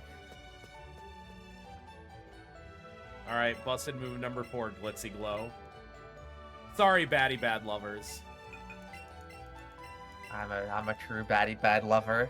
Yo, I'm One baddie day bad. well, That's my The jam. day we route that into any percent somehow is the day I will rejoice.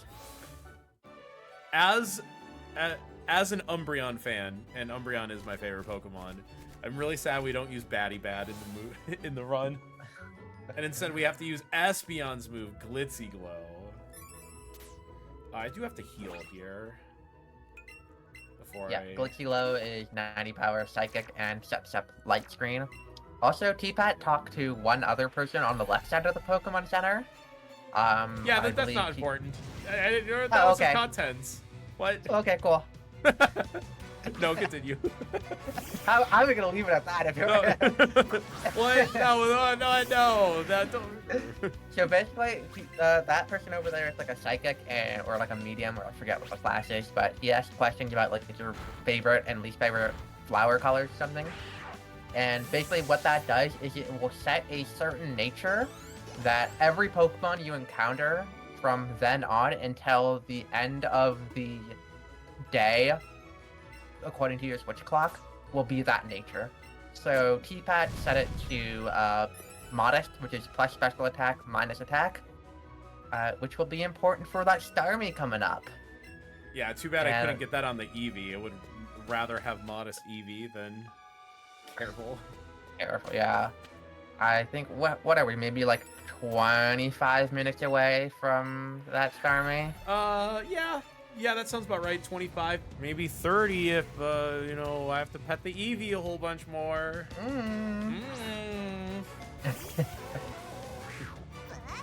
I mean, if we could save a Turtwig. But yeah, and finally we're in like a section where like the fights actually do matter now.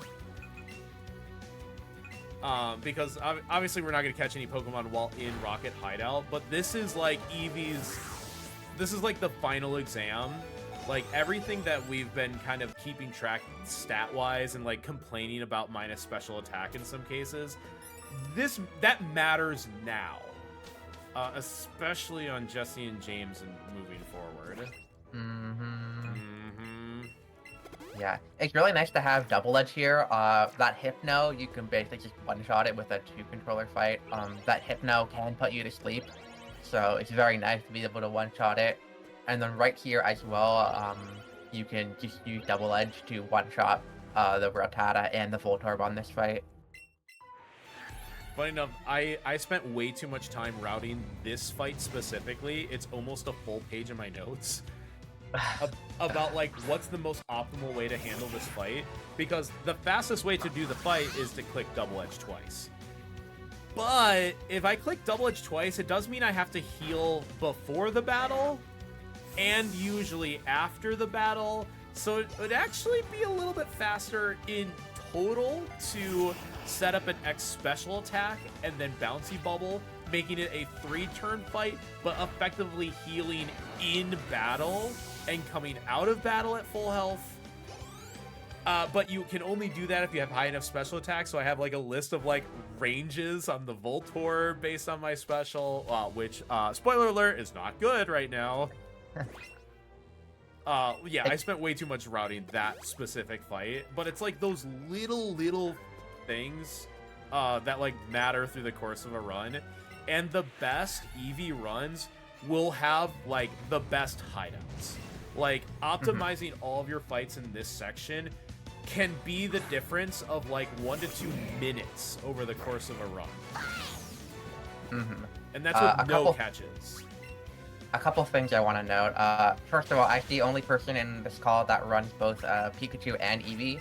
It's actually very funny that the Rattata Voltor fight are both like very complicated, like lots of different strats on both sides. Because on the Pika side, you could have either Nido King there, you could have Nido Queen there, you could or could not have Rhyhorn there, and the combination of what you have actually determines what fight you can do there. Second thing is that actually Pat was mentioning about hideout. Most like kind of I want to say like mid-level runners of this game or kind of intermediate runners, where they're losing most of their time is in hideout. So and like getting really good at hideout is something that takes like a lot of effort and analysis, and there's just so many different things you can do on literally every single fight in this section, like 15-minute section of the game, that like understanding exactly when to do each specific strat takes tons and tons of practice. Exactly. There's a lot of variables that are like depending on your Eevee or Pikachu stats, depending on what Pokemon you've caught, depending on like do you have like certain items in your inventory for like I don't know, like paralysis on the upcoming fights, things like that. All of those things just there's just so many ways you can approach this section. And it's not as simple as like, oh, we'll just take like high special attack Eevees because that will be the fastest version. It's like, well, you don't actually really know if you have a high special attack Eevee until like you're already pretty deep into the run. And you don't want to like just reset only for plus special attack, because you could get plus special attack and then just not roll any of those AVs we were talking about in special attack, and you'll end up with a pretty mediocre Eevee at the end of the day. Like you have to roll with the punches, and sometimes you get to this section, you just say, the Eevee's pretty mediocre. I know what line to take, but you'll still lose 30 seconds, but that's just kind of the hand that you're dealt. And sometimes you can just make that up with like a really good catch route anyway, so like it's worth just taking kind of like mediocre starters sometimes. Yeah. And I know we're talking a lot about how complicated hideout is, but if you're, just getting into this game, you never really did a Pokemon run, there are strats that you can do that just work every time and only maybe lose like a little bit of time. These kind of like advanced strats are really for like kind of once you're pushing for like really strong like world record level times that you need to be making these like small optimizations. I usually would not save here, but minus special attack has me a little freaked out for this fight. This minus is kind of like minus attack Rhyhorn. It's like the worst possible combination. I'm not gonna do the Rhyhorn strat here. I'm just gonna mash Glitzy Glow instead, which is kind of the more classic way. It is like a little safer to do it this way, but I'm basically sacrificing the fact that I'm not gonna get a one-shot on this Arbok. But the range is well under 50%. In fact, I'm not even gonna hit. That's a pretty good start. The Weezing might also be a range, but as long as I can get through the Arbok cleanly, I think I'll be okay. Yeah, Rhyhorn tanking most of the hits here with Eevee being the primary attacker is good. The alternate strat here would be, I assume for Eevee, it's the same as Pikachu, to pump X attacks into Rhyhorn, and then to click Drill Run, which is a very strong ground move that has a high critical hit ratio, and just hope that you do massive damage to the Arbok and take it out immediately. Okay, that was good. That's good to see it going like this. Funny enough, Dynam, like Eevee adopted that strat mostly. The Rhyhorn usually has a very favorable range against the Arbok, but it's actually not favorable against the Weezing. So you actually double attack. You Glitzy Glow +0, Drill Run +2, and that is very favorable against the Weezing for some reason. Yeah, the stretch is better on Eevee, which is very funny that it was ratted for Pikachu first, and then Eevee was like, wait, that's actually better for us. Let me. You made that? I made that. I made that. Yeah, Pikachu will try and actually avoid using Pikachu if possible on these fights. It's mostly the Nidoking show if you can pick one up, as well as Rhyhorn, and you'll go to +4 to try and KO the Arbok and then KO the Weezing, which is, as T-Paz mentioned, slightly unfavorable against the Weezing. Yeah, it's really funny that Eevee's just like, I got this. Oh, maybe I could have used Eevee Volley, except, yeah, guess what? Yeah, Glitzy Glow super effective, so... Yeah, it's so convenient that we get a Psychic type move before we fight all these Poison type. That's a great crit! Let's go! Amazing! Incredibly good. That's such a good crit. That You would will- have even been a range for minus special. Yeah, With you the will range. not KO that Weezing with any normal hit otherwise. I think this Golbat is a range too. This at Golbat's +4. also a range at minus. If you nail it, oh my gosh. Nah, Nah. Okay. I gave that turn. You can't have it all. Exactly. Funny enough, I'm gonna choose to heal the Rhyhorn here, because I don't want to get the death animation, because just dying is slow. Yeah, massive crit still doesn't kill the Golbat. Yeah. Why don't you manip the crit on the Golbat? I Hello? guess you win some, you lose some. Can't have everything. All right, so funny enough, I safety saved for Jesse and James because I was a little freaked out. I will not be safety saving for Giovanni. Yeah, we need to be Giovanni's- absolutely this is full totally HP for fine. this. In fact, I will one controller the fight. Ooh. Whoa! Ooh, scary. Actually, so I'll mention this. Like, the backup is like, say I get slash crit turn 1. Yeah, the backup is I will summon the second controller mid fight. Yep, that's a thing you can do. And you can just bail yourself out of bad situations by summoning the partner player mid fight, and then all of a sudden you're on a 2v1. But here we actually will use Sizzly Slash. I did get slash crit turn 1. Wow. Okay. So here we go. All in support. This is also why this game is like such a great, like, friendly beginner game. If you ever are one controlling a fight and you get yourself into a sticky situation, shake that second controller and you just bail yourself out of like 99% of scenarios. Yeah, you do it exactly like that. This will end up being slow, but guess what? Beats dying.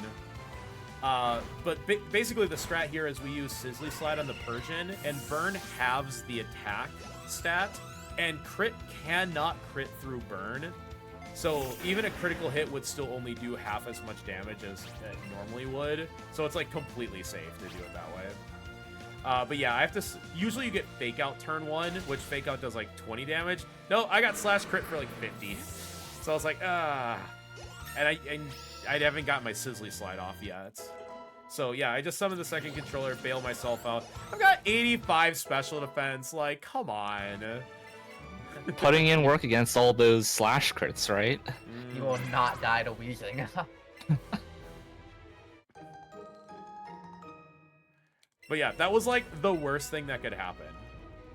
And that's just another thing. It's like, that's a line I knew. Like, yeah, if you're going for record, you get slash crit and you're like, man, that sucks. I've lost a ton of time. I might not be able to recover that immediately. But like, it's a line that's been explored. It's like, yep, I know exactly what to do in this exact situation because I've seen this 500 times before. And I'm bound to get slash crit every once in a while. I don't have a ton of catches to go, but in the interest of safety, I'm going to pick up the extra Ultra Balls. I did throw some at the Kangaskhan, I'm just saying, so... It was worth it, though. Why not? Why not in this game? What about Wobbuffet? Neither is Wobbuffet. What about Mega Wobbuffet?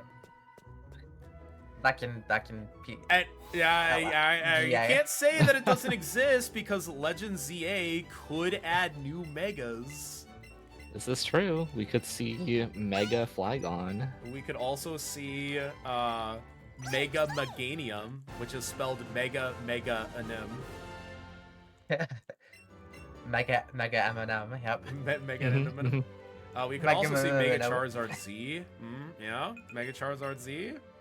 And Mega Charizard A. And Mega Charizard A? Oh, wait. Wait, Amber, you're cooking? Give Charizard 2 new Mega forms? This writing is fire. Chat, please donate and tell us your new favorite Mega form in Legends ZA upcoming. I thought you were gonna say tell us your favorite Mega Charizard. Mine Well, happens to be that Mega Charizard too. Delta. I mean, inevitably, everyone, of course, is going to say Mega Charizard's my favorite Mega. That's My why they favorite had to Mega give Charizard it is 2. Mega Charizard T. Something that we absolutely failed to mention throughout the entirety of this run are there are no HM moves in this game. We just flew directly from Celadon to Lavender Town by utilization of what are called secret techniques. There's one for every associated HM, so we got Chop Down from the SSN, which cuts bushes, and here we got Sky Dash, which is basically the equivalent of Fly. The really cool thing is that because in Gen 1, the HMs were gated by whatever badges you had at the time. So, for example, I think Surge's there, by the way. very, very nice. That was really good. I think like Surge's badge allows you to fly. We do not need any badges to use any of these secret techniques, which means that if you We don't get may them.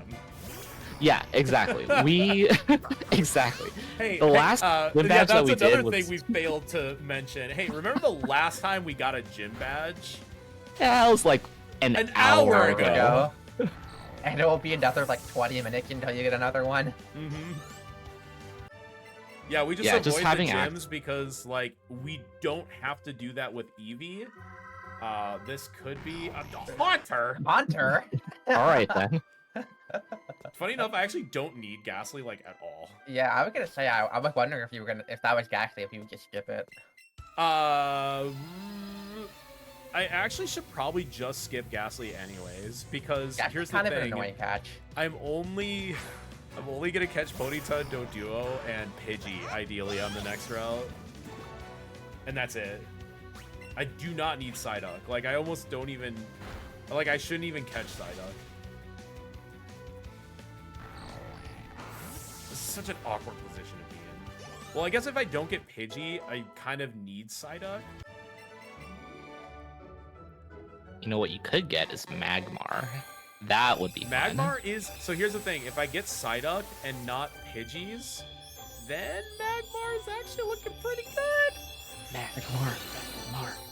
I'm Fact that you can a just known skip it. Magmar I enjoyer. should lure for the Magmar too, Yes. right? Bro, oh, we could be cooking here. Wait a second. There aren't some random strats developed for this potentially, right? This line has never been explored before. Nope, definitely not. We'll get to what we're alluding to in about like We're so I love you. stupid. Like I can guarantee we'll do this. Oh my oh goodness. gosh. So favorite megas.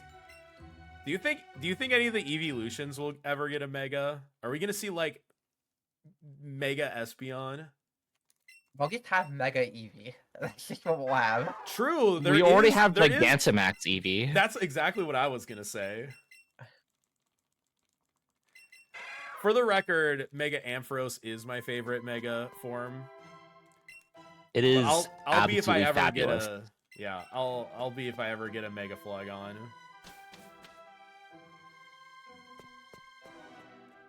Yeah, Mega Sylveon should definitely be the mascot for this marathon if we think about it, because you know trans rights. Agreed.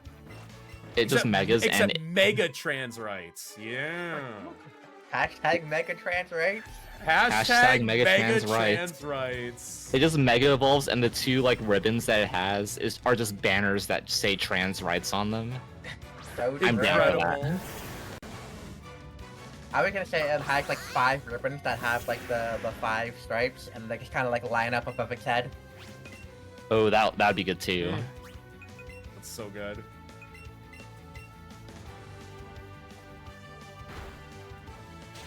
So anyway, here's Jesse and James, but in Pokemon Tower, which is same song, second verse, same as the first, question mark? A little bit, but we can't use that funny Rhyhorn strat that I avoided last time because now the Rhyhorn is not powerful enough to KO the Arbok, so we have to do this the Glitzy Glow spam way anyways. Also, I do want to point it out that Jesse and James's current level is 34. 34. Want everybody to remember that. That will be on the test later. Did the Wii just sludge bomb Eevee for like 20 damage? Yep. How much special defense I have? We love 85 special defense. Maybe It's I awesome. missaw. It's possible that I missaw. That kind of looked like the way. No, you're right. Oh, okay, great. I guess it is important to know that Glitzy Glow is the 90 base power psychic move that sets up Light Screen. So like that does help. I mean, on that special defense, sometimes you just get like crit and die, just outright. But Let's see here. I will do a late lure here. Whoop. Shot it. oh, are you going to? Oh, never thought about doing that before. Like I'm waiting until after Snorlax and then you deposit. Yeah, like it's totally. I only do this when I don't have Ghastly, because usually you would just lead Ghastly into the Snorlax and run. I've never thought about that before. I'm gonna start doing that. I think it's still unoptimal. Like I think you'll lose a second because you have to open the menu an extra time. But like that's Right. what, a But second also, and you're a half. probably getting an extra lure text box if you do it earlier. You know what? That's almost That right, probably because the cancels- lure yeah. does take 2 seconds to reapply, and the amount of steps that I'm using in this spot is like 3/4 of a lure that is just completely burned, because I usually get the lure steps right as I pass like the 3rd like evolution trainer. Like it's before I even hit the grass. Yeah.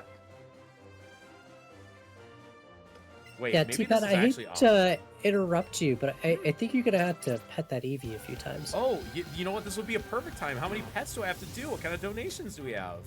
Well, we have a $1,000 donation. Whoa! Whoa! Oh my god! My Pokedex Whoa! donation is for my favorite Pokemon, Marshadow, the Gloom Dweller, rounded to a nice number for my company match. Pet that Eevee. Okay.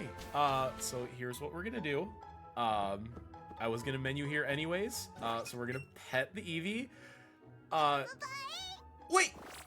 Oh! It loves you. It loves that $1,000 donation. Thank you so much for that. I'm literally so overwhelmed. Oh my god, the Eevee is very ticklish right now. So here's what we're gonna do. Just tell me when. I will sit here and pet this Eevee all day. You just all tell me when, okay? Maybe we could feed this Eevee something as Yeah, well. you can toss in a Are raspberry. we gonna get more high fives? It doesn't look like I'm gonna get. It was the nuzzle, is what I got there. Here, we'll feed you a raspberry. Here,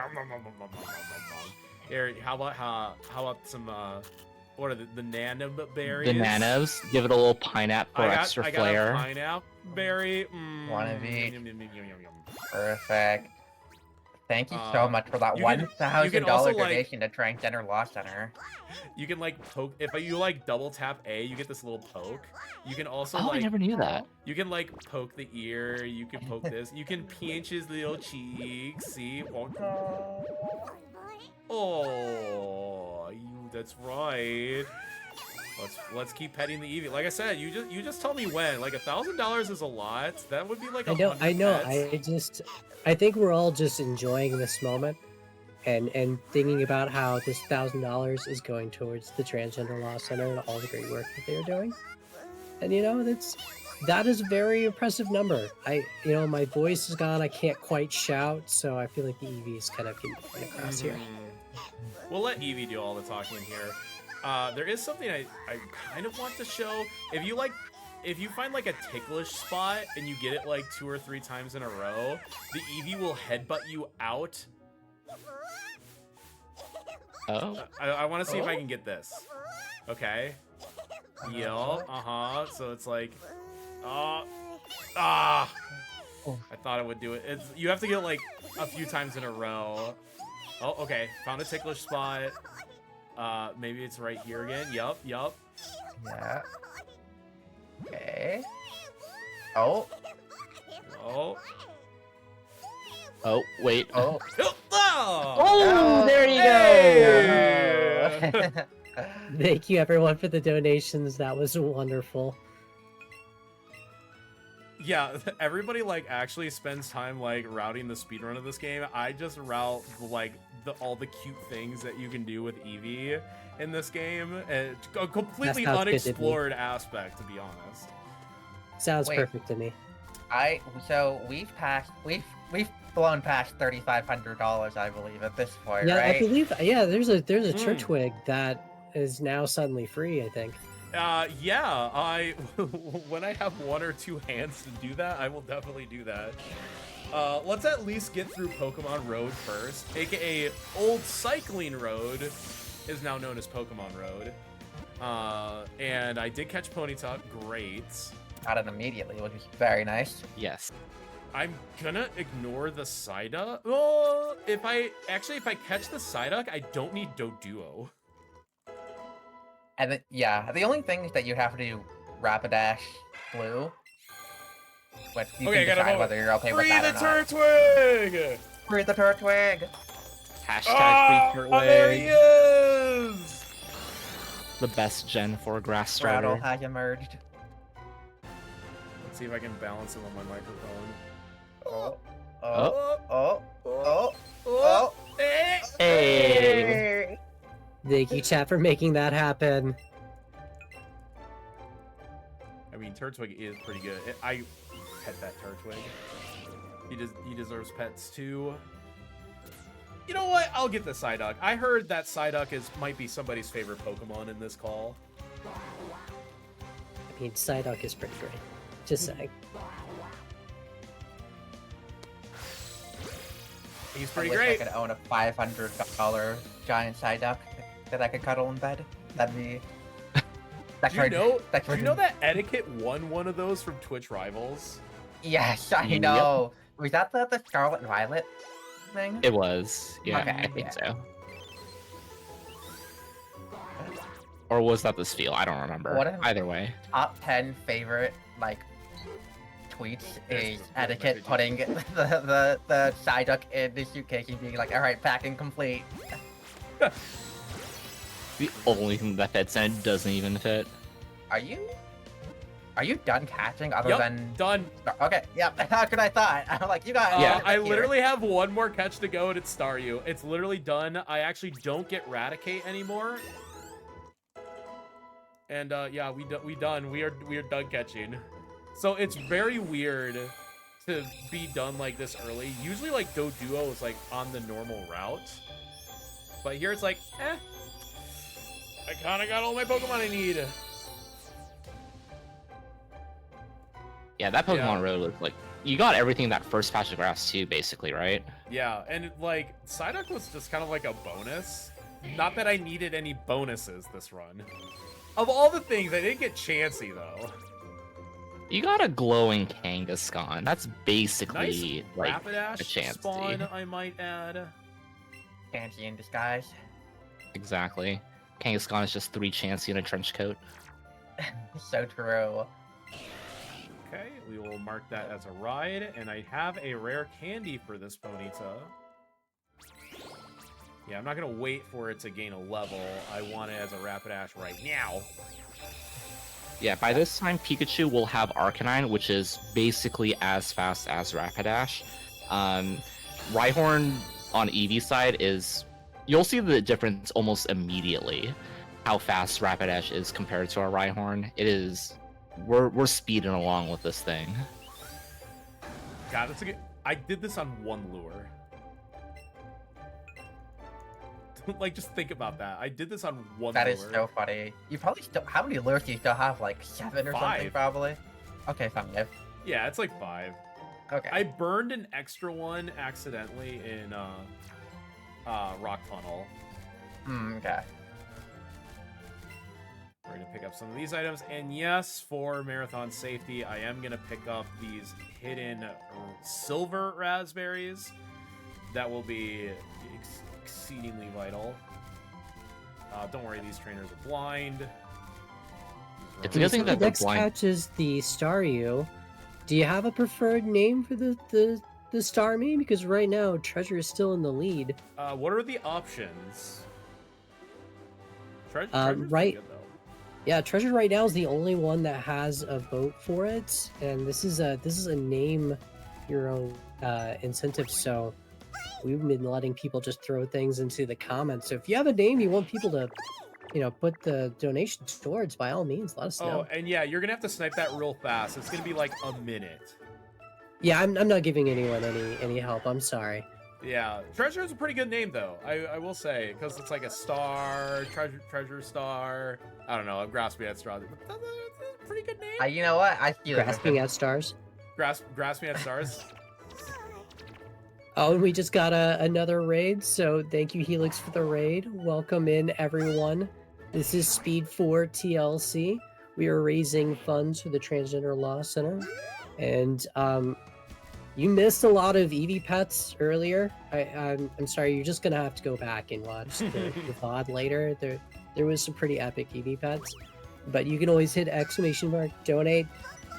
See the open incentives, like perhaps naming this Starmie at the last possible second, or maybe a few more pets for the Eevee. We could name the Staryu airplane, because sometimes like airplanes in the night sky like shooting stars. Yeah. Okay, I can't top that. Yeah, you can't DMCA Speed4 TLC. Listen, I love me some good karaoke. I'm not that good. What's everybody's go-to karaoke song? Go. I wish I could say I have a go-to karaoke song, but I've never actually gone to karaoke before. Oh, All right. immediate star. Okay. Very good star. CP. It's everything's for made up, and the number doesn't matter. It's exactly average. Yep. Wow. It's like the perfect average. All 15 IV. Let's go. Ew. Yeah, CP stands for combat power in this game. There's a number in the upper right-hand corner that gets shown along with the Pokemon's level. It's a general idea of how good the Pokemon's stats are.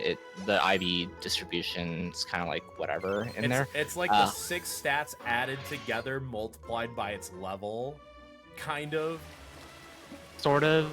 Nice tank. I don't know math. I've never actually looked into the math of how combat points are calculated, because honestly, the number's just like a lie anyway, because even if you see the number, like, those stat points could be distributed anywhere, so it doesn't like really matter. Yeah, for Staryu at this level, the low end is like high 900s and the top end is like low to mid 1100s. And it's very funny that 1062 is the exact midpoint between those two ranges. 15 IV and everything. Let's go. Okay, so I don't need to catch coughing, so don't catch coughing. That's so weird. So I'm actually gonna do my menu here then. Well, by doing my menu here, I mean actually reorganizing my party first to make sure Staryu's in slot 1. Otherwise, my menu's gonna be weird. Ooh, I have some quick candies in case it's actually bad.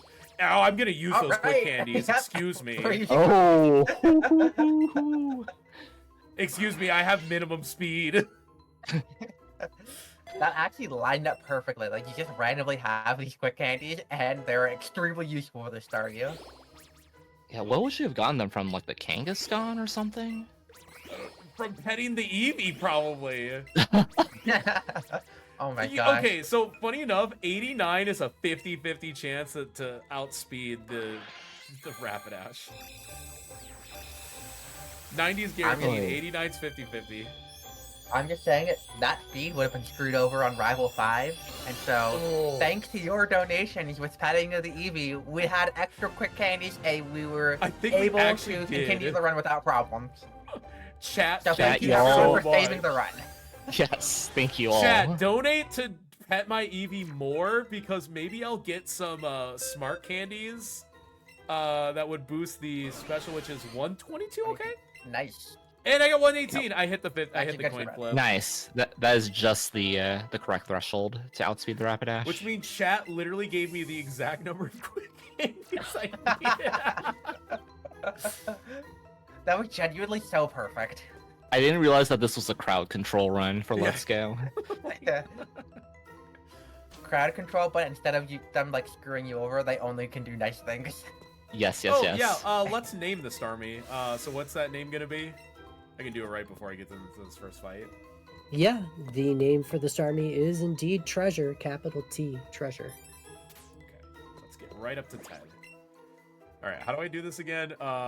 Change name. Change Change it. name. There you go, right there. We found it. All right, so I don't have the little.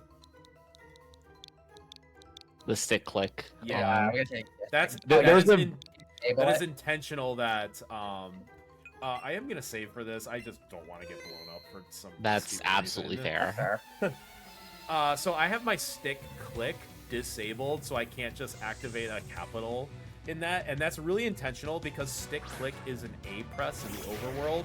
If you do that while you're on a ride Pokemon, you will talk to your Pokemon. If you do that while doing a trainer pass, you will talk to the trainer. So to minimize the potential for error, we disable the stick click.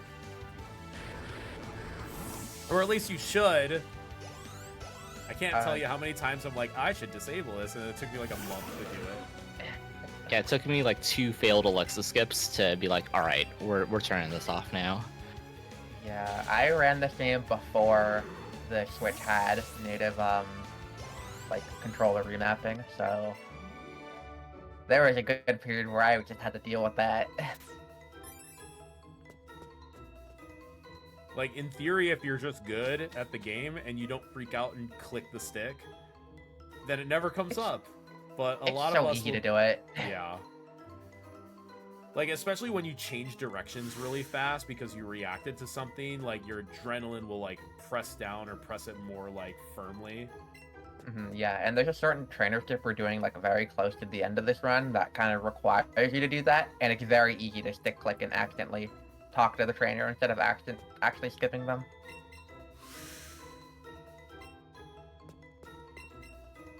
That Rattata is not in a good spot. Hi, Nice Magmar. ditto overdrive. Oh, nice Magmar, nice Ditto. Goodness.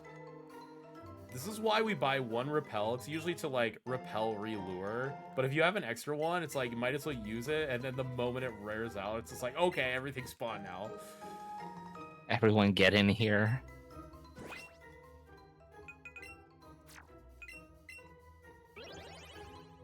Yeah, a good instance of that would be to say T-Pat didn't find a Ponyta on Pokemon Road. He would have the opportunity to repel to get rid of all the spawns because every route only has a maximum number of spawns. For Pokemon Road, I think it's 6. So if he sees 6 Pokemon that aren't Ponyta, he can just go into his menu, repel, and then re-lure to basically wipe the entire slate clean and try to get a Ponyta on the new set of spawns. Hey, we're doing it. We're in a gym. Oh my gosh. Wow. It's been 3,000 years. So true. Is that a Legend ZA reference?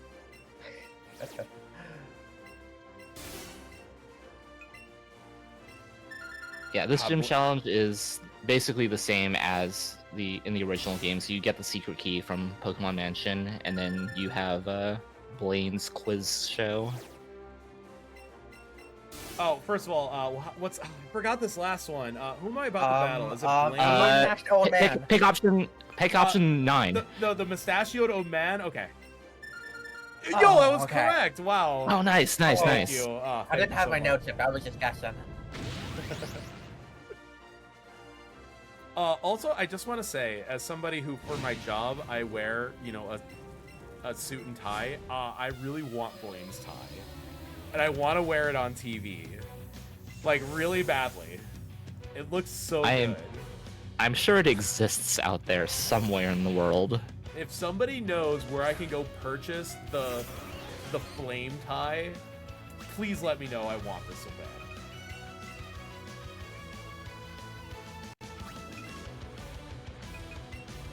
Can I Eevee volley from Eevee not in the party? Is that the Omni boost? I don't know what. Yeah, that's the Omni boost. Oh, So you'll get +1 to every stat. I'm trying to think though if there's ever a situation where the Omni boost is good though. Wait a second. I don't know if there is. Because obviously X items are +2, which is really Yeah. Right. I'd have to think. Maybe I'm like about one it. of like the a champion or Lance or something. No, Lance you like need +6. You would definitely need +2 speed because of the Aerodactyl. That's the fastest thing you face. Yeah. Yeah, if anything, it would be like maybe Agatha if you were to like outspeed at +1 speed or something. Oh, that would actually, yeah. Don't mind us, just Yeah, doing just- some just doing some rerouting, theory calculations. crafting on the fly. All right. But yay, that's our third gym badge. Yeah, third gym badge. We are going to go a bit on a gauntlet, and this is why Starmie is busted. Like, first of all, Water Psychic, amazing typing to begin with. And it really works out nicely that when we... First of all, the Eevee ended at level 30, and the Starmie is already level 46. So we did a big boost. So we did a big level jump, but it was at the correct time. Ted, the first fight we did with the Starmie, his Electrode was level 45. Do y'all remember what level Jesse and James was the exact fight before? Yeah, I told you this would be on the test.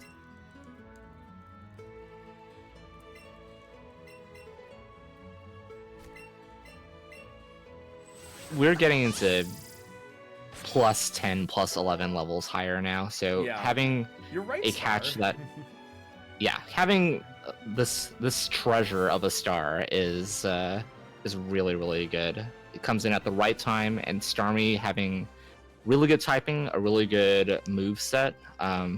Doing Surge here will grant us access to the TM Thunderbolts, which is really good for between Water, Psychic, and Electric. That covers nearly everything that we want to hit this run. Yeah, it's great because we get the Starmie at level we get it at 43, get it to 46. And then we go fight Blaine, who is supposed to be like the 7th gym leader, like theoretically one of the higher levels, but then we have the type advantage on him and he's easy. Then we go fight Surge and Erica, electric and grass type gyms who theoretically have the type advantage against us. Here's the thing, Surge is level 25. So turns out being 20 levels higher is also just being super effective. And then Erica fails to the fact that in Generation 1, most of the grass types are also poison types, and we are psychic types. So Uno reverse card, we're actually super effective against her anyways.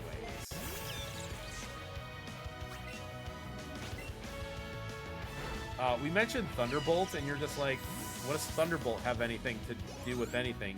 You're a water psychic type. Yeah, fun fact, Starmie learns Thunderbolts. Isn't that busted? Does Starmie also learn Mega Drain? I think it might. I'm looking this up right now. I don't think it does, but There's something else it you learns never that, know. It was like, why does it learn that? I can't remember what it was. I do remember that, so I got my start out speedrunning as a Crystal Randomizer player, and Thunderbolt is by far the best move in Gen 2. Same sentiment for a Generation 1 game. Thunderbolt is just the best move in the game. It has an insane coverage, specifically just against water types. And that's because, there's a lot of water types in in Generations 1 and 2, and most of them are very bulky as well. Think of something like Lapras. Thunderbolt is incredibly useful for all of the bulky water types that we're gonna see in the game, and to just have that on our Starmie, which already has high special attack and can make good use of it, is incredibly useful. It is also very effective that there are no dark types in the game, because this is a Generation 1 game. Funny enough, there are steel types, like Magnemite exists retroactively, but there are And no fairy dark types types. like that Clefairy. Yeah, but there are no dark types unless you trade for an Alolan form, of which none of the trainers that we'll see will have one. There are some dark type moves that will come up pretty shortly, but there are no dark type Pokemon. Yeah, like Batty Bat, right? Yeah, Batty Bat. All right, so interesting moves that Starmie can learn that you might not think it could. There's like the general like ice types like Blizzard and Ice Beam. Dazzling Gleam is one. Flash Cannon is one, Oh, both being fairy and steel types respectively. It knows Tri Attack, or can learn Tri Attack, I guess. Tri-Attack. Okay, Cool. that one Okay. is weird because like Tri-Attack, you think like something that has like three heads, like Dodrio should learn Tri-Attack. You know, like Magneton should learn Tri-Attack. Starmie, why? Does it It's like built fire different. from? Does it fire from like 3 of its star points? The top 3 ones, just like, Yeah, but because it's like a double star, it has like 10 points. So what happens to the last one? It's not It's even divisible. just there. It just doesn't. Like- It just Tri-Attack 3 times. It's just like 9 of the points.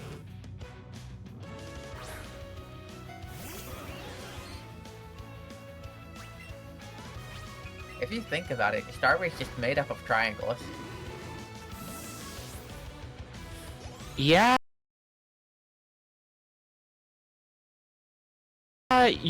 You're not wrong. This is No, a please video tell me I game. am wrong. I just made that up, really. This is a video But- game. Everything is made out of triangle polygons, if you think about it. Oh my gosh, you're a genius.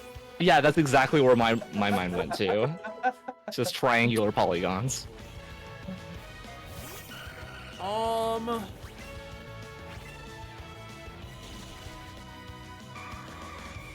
I have a Pidgey in my party, right? I have not seen it level up yet. No, maybe it didn't. I You have the will. Pidgey in the party. It Well, should you'll- be. You had 4 thing in your party, which would Yeah, be it's Starmie, Rapidash, Rapidash. Golduck, and Pidgey.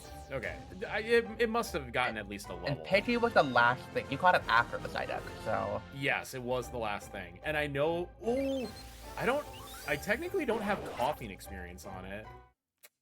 It should Oh, still yeah. be fine, as long as you get on Pokemon Road. It will evolve by the last Pokemon in You're Sabrina's right. gym. This is something that it's come up multiple times, and literally, I think in a race with etiquette, I'm like, please tell me it evolves by. I think it might be Yeah. like the last Pokemon. I think so. Oh, I think it also will super be. cool tech right here. Oh, Are we getting it? was that far enough? No! No! Oh no! All right, let me do it. Let me do it Alright, for real take this 2, time. take 2. It's not close enough. I'm not gonna try it again though. I got it yesterday. Oh, like it's so free. I'm not close enough. No, I lost so much You time. lost. You Well, I didn't entered get the the gym. 1 That was second the time real time save. loss.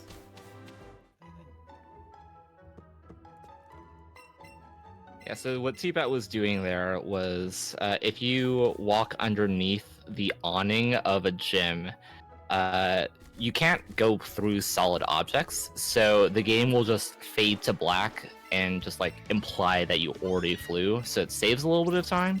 That was recently found out by Etchy, It who saves a has second. devoted his life and soul into speedrunning this game. So shoutouts to him. Literally tried to do a 1 second optimization and I failed it twice. In fact, I entered the gym and I lost a whole bunch more time. I can confirm that you have Pidgey in your party. I Thank scrubbed the you. VOD. Is it? I think- Is it still Pidgey? Yeah, I think Yeah. it will level up the Pidgeotto here, and then Pidgeot on like Cause you just got the Staryu experience on Pidgey. Sure did. So it should. You got Staryu excellent first ball though, so it should evolve right. That is why I grabbed the silver raspberries, because screw that catch. Funny enough, like when catches on water are actually particularly bad because you are not allowed to have the second controller active over water. So Staryu was forced to be a one controller catch, and it is like one of the more scarier catches in the game because of that. Speaking of scary things, this fight used to be scary as a one controller fight. It's still somewhat scary because you can approach this fight in multiple ways. Ideally, you have a Dodrio to just drill peck X attack the Executor. You can also land an 85% accurate Fire Blast with your Rapidash. Let's go! And if you are in real dire straits and in need of catches, if you have caught a Magmar in Pokemon Mansion, you can also use that here, and Fire Punch or Flamethrower can take out this Executor as well. The Executor is the only thing that Starmie my one contribution to this round. Yeah, that's the only Pokemon that walls Starmie, because think about it. Water, Psychic, and Thunderbolt is the moveset, and none of that hits Executor for even neutral effectiveness. Okay, here's this Pidgeotto that I was like so worried. It's like I did all these fights and I was like, when am I getting Pidgeotto? Like, come on. What do you think about like the Trust the process. Half the fights you did were like level 30s, so you know. Yeah, Surge 25. Okay. All right, and now to the actual worst fight of the game. Archer. Yes, Archer from Heart Gold Soul Silver. He is the only of the executives that exist. The others don't. But this fight is bad. I love remember what we said about battle and you don't control your partner because the partner is controlled by your rival. Like, those are my favorite fights. There's definitely no like horrible RNG that can happen because of this. That you're definitely not. Chat, you want to guess? I definitely didn't die to this fight yesterday. And when I say die, I mean Starmie died. Which is actually very Chat, unlikely, but out of the 4 trainers in this fight, chat, which trainer do you think poses the worst problem to us? Take a guess. Also, shout out to the amount of loading it takes after you select your move. So every turn you lose like a good 20+ seconds. Mm-hmm. It's pretty great. awful. Nobody knows like this is not a good why start. this is a thing. This is not a good start. I need everybody to start praying I don't get crunch defense drop, because that's how I died yesterday. The Muck has to die first because it has minimize, and that's really bad. And here's crunch. Toxic. Okay, no defense drop. All right. This is salvageable. Yeah, this is better. This is probably gonna be a 6-turn fight now. 5 because if you I'm get gonna lucky. have to heal. Well, actually, Maybe not. yeah. Maybe not. No, I still have to heal because unless I don't get. Oh, okay. Oh, okay. Well, now it's a turn Yeah, fight. you all think that the rival's actually gonna do anything in this battle? Yeah, try again. Which is funny because the rival also has like a Pidgeot and a Raichu, but chooses to lead Cubone here, out of all things. Save me. Focus energy. Wow. Wow. To be fair, you could have also Omni boosted to save yourself if you got defense drop. Crit doesn't even kill from there. Yeah, thanks. It doesn't even crit with focus energy. Neither. Cubone, what are you Sheesh. doing? So I told you this was a 6-turn fight. So you kind of hope for 4. You can win the fight in 3. I've gotten it like twice. We call that the God fight. Rival has to cooperate. Yeah, good luck with that. Yeah, the ideal scenario is Electrode goes kaboom, Muck goes down, and then Cubone lands 2 Bonemerangs on the Raticate and doesn't do anything else while you take out the right side of the battle. Chances of that happening are slim to none. Honestly, like, the most consistent 4-turn is, funny enough, if the Electrode Thunderbolts you turn 1, but you get rid of the Muck immediately, and then there's this cool line where you heal, and then the Electrode self-destructs, dealing half damage to the Raticate, and the Cubone actually usually will go for a Bonemerang on the Electrode, but since the Electrode's down, the Bonemerang actually goes into the Raticate and kills it.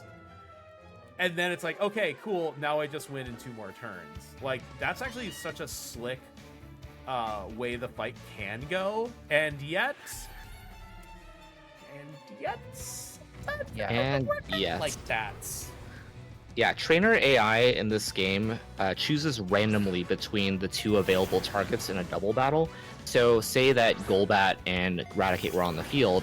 If Cubone were to look at Golbat instead of Raticate, it would not select Bonemerang because Bonemerang has no effectiveness against flying targets. So if it clicks Headbutt and you kill the Golbat, the Headbutt gets redirected into the Raticate, which is not exactly what you want. Which does effectively nothing. Okay, get the flinch. Yeah, okay. Nice. I feel like I see that flinch like every single time. That flinch is so nice, because then I don't have to deal with possible paralysis, because guess what? Weezing's no Thunderbolt. Haha. Hee hee. Very funny.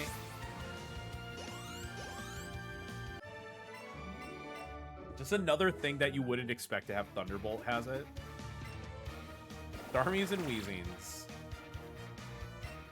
Dynam, what other weird things can Weezing know? I know it can know Flamethrower. I mean, we know Weezing can know Dark Pulse. We've seen that, which is kind of like par for the course for like a poison type, I guess. I mean, poison types are dark types in the TCG. That is true.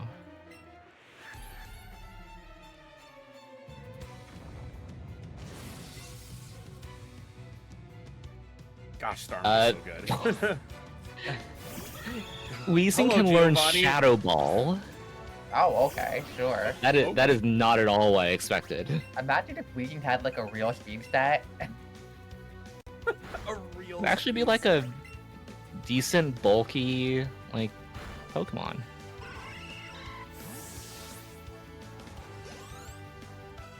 I'm just saying, when we're done with this fight, we are forced to go get the Master Ball. And in the unlikely calculated scenario that I don't get Pidgeot, I mean, I will have a Master Ball on me. Yeah, it'll evolve. I know it will, but I'm always like scared it won't. Don't worry, if it doesn't evolve, then you can go over to the right of Fuchsia and catch a Venomoth. Or, considering I have a Kangaskhan this run, maybe another 1% will happen to spawn on that route. Yeah, I guess just grind for Pinsir real quick. Yeah, this is that. Surprise tag, we're actually doing all obtainable Pokemons now. Yeah, all of these things that we're alluding to, by the way, because this run can be so volatile, you may have all of the Pokemon you need by the time that you need to enter Koga's gym. You may not have all of the Pokemon you need by the time you enter Koga's gym.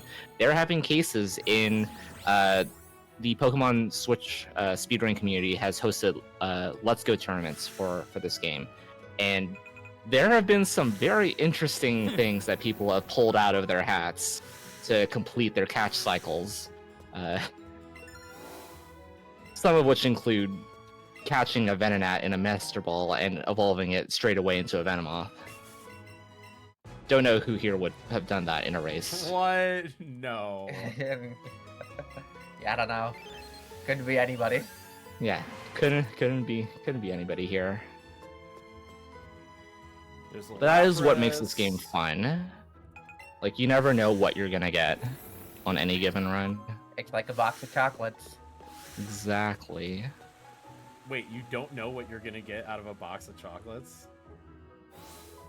Well, like if you're buying like the assorted box. It's true. I do like the cherry chocolates. Oh. Mm.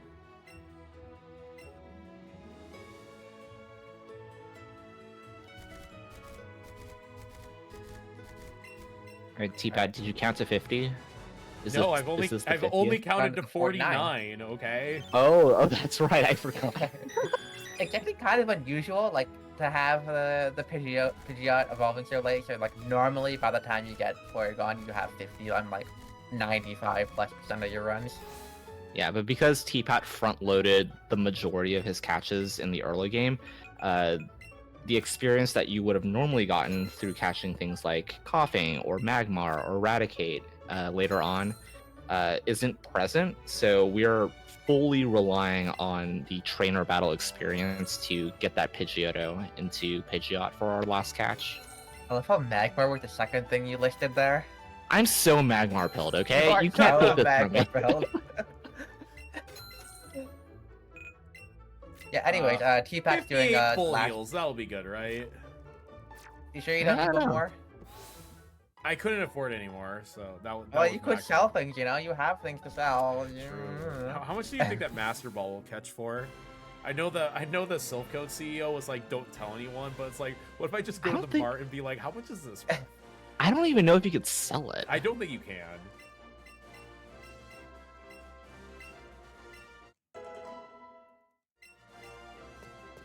Yeah, this gym's entry requirement is to have a Pokemon that is level 45, similar to Misty, who has a level 15 cap. Starmie clears that easily at this point. We're All right, good. Let's have good teleporters here. Yeah, this gym has like actually a pretty surprising amount of tech. For these teleporters, when you like step onto it, you want your character to be like facing in the middle of the teleporter. Just like that. Because if they're not, they'll do like a little shuffle turn. Yeah, toward the center remember first, how I and then did? move forward. What? Like that was that? Oh, come on. And then also, doing this gym, like you can't. There's a whole bunch of spinning trainers in this gym, and I kind of, as long as you do this gym the same way, you'll get the same, mostly get the same cycles. Except for the this spinning one. trainers. Yeah. I just did him save. Yeah, I can do the boat. I can do the boat movement where I don't get the feet shuffle, and yet like half of my teleporters look like that. Skill issue. The boat was worth it. The boat's worth like 100 million seconds, so you know. Oh yeah. The boat is worth the most swag points, that's for sure. Alright, optimally, we don't get light screen here. Second most optimally, we get light screen immediately. Usually I ask for light screen immediately, which I got. Yeah, there you go. That's standard. So Amber, I have a funny thing to mention here about that. I have once seen light screen skip. Look at it during the what race was it? I think it was during a race. It was during a race. There was a problem though. My Starmie special attack was so bad, I didn't get the Mr. Mime range, so I actually got it turn 3. That is I first. can't. Oh my god. I would actually cry if that happened to me. I got light screen turn 3, which you would never see, but I missed the range. Yeah, so the good thing about getting light screen turn 1 and not on turn 3, as T-Pad got in a previous race, is that we want light screen to go down by the time that Alakazam comes out and we KO the Mr. Mime. Reason being is that if light screen goes up, special defense goes up, and we will not one-shot the Alakazam, which means it gets a return hit on us. So we actually stall out a couple of turns there by scalding and then weaving in an X speed to make sure that we outspeed the Alakazam. So by the time that we KO Mr. Mime, we're faster than Alakazam, so even though we're at like 20 HP, it doesn't matter, and we can get through the rest of the fight cleanly. Okay, now I will count to 50. It was the second last Pokemon. I was never worried. Like, come on. Trust the process. More importantly, Starmie hit level 48 on the Jinx. Because in my practice run yesterday, because I died to Archer, I actually was still only level 47, and I almost candied early. And I was like, wait, Oh, I have that to would be wait. so bad. You have to wait till after Caden to do it. Yeah, there's some fairly specific level thresholds we really want to hit for this run, particularly having level 53 by Lance's Dragon Knight is generally quite important. Okay, getting that teleporter is the Oh, that can swag. That's a really good one. That's Yeah. the one you really want to hit out of all of them. Yeah, because that that's one one you're you can't coming at like speed. blind, so it's pretty hard to get the angle. I usually get that one too. Yeah, so what T-Pat mentioned about the rare candies, if you're familiar at all with this game, rare candies will boost your Pokemon's level by 1, but it will also completely erase your Pokemon's XP bar, so it won't be like a 1-to-1, like if you have 50% of your way to the next level, no, you're at 0. The rare candy will give you that 50%. So we want to use those basically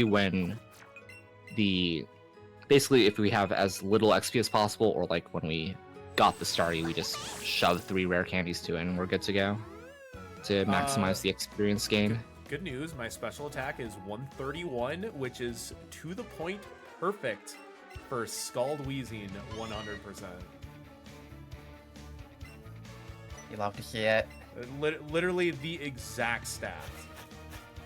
It is hard to like Eevee track Starmie. Obviously, it's not going to have perfect stats, but because the AVs can be deployed in different spots at different times, it's kind of hard to like stat track. So you have to just like look at your stats as they are.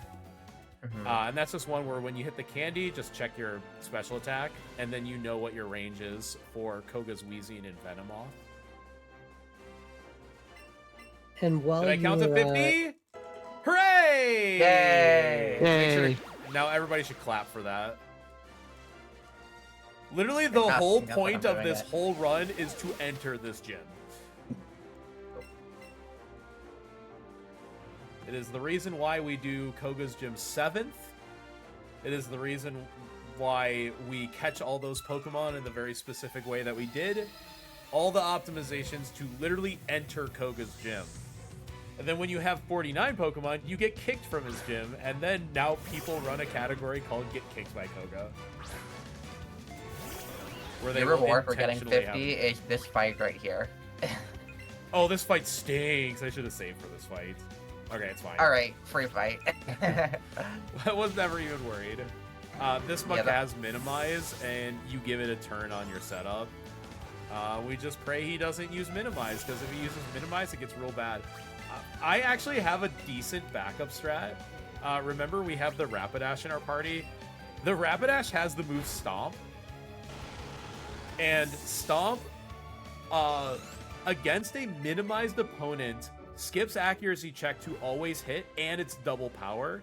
So if I'm getting cringed on by Caden, I'll usually summon the second controller and then X attack Stomp. It does not kill, but it will bail you out. And in Yeah, case the you're main wondering, cringe- yes, I have one more X attack in my inventory. Yeah, the really cringe thing about this entire gym is that every trainer in this gym, including Koga, knows both the move Protect, which just wastes your time because you can't damage the opposing Pokemon that turn, and they know Toxic, which if you get Toxic, you want to basically heal that almost immediately, wasting another turn. Alright, who thinks of getting Explosion turn 1 this time? Me. Nah, Close. boo. Actually, Protect's fine there. Yeah, Protect is Because what you want to see. At least, like, on our setup turn, yeah, waste your Protect. The funny thing is, sometimes Koga will go for Protect twice, though.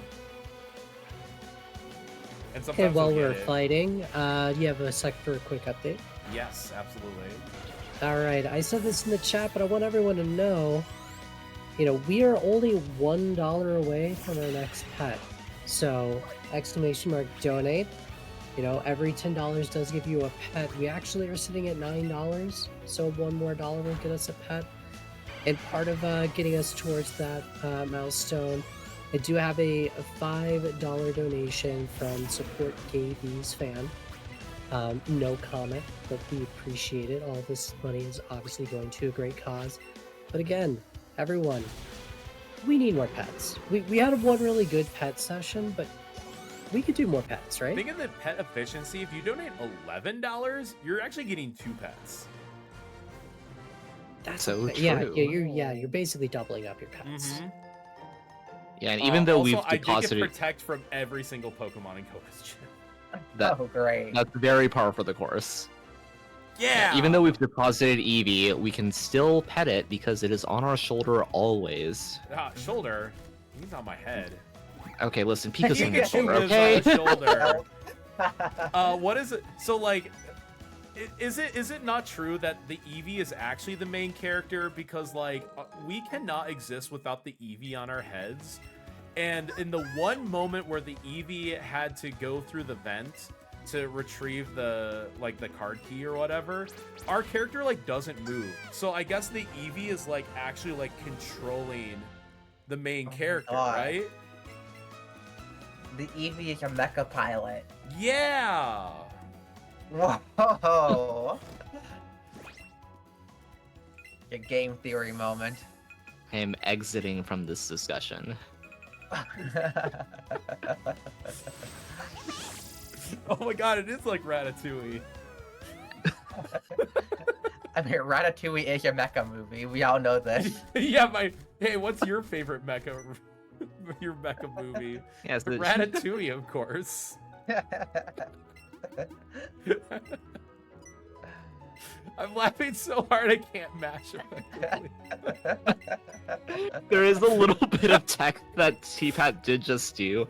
If you walk as far north as possible before triggering this cutscene, Trace, your rival, or I guess Denial, your rival, sorry, will like talk to you from where he is. But if you are any lower, he'll actually like walk down and waste a couple of seconds. So it's optimal to meet Denial where he's at. So you're saying I saved those seconds back from going back into Erica's gym?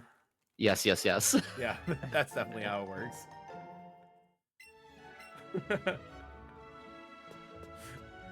I mean, actually, in a speedrun, if I you can't lose time unsee somewhere... this. The Eevee's just like piloting the human character. See, the Eevee has to go get off, but like we don't move. And then Eevee comes here and it's like, huh? Where is my human? Human, get over here.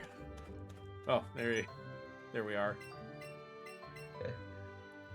I think we established the one use of the trainer is to provide pets. So, you know, Chad just needs to help us, you know. Bro.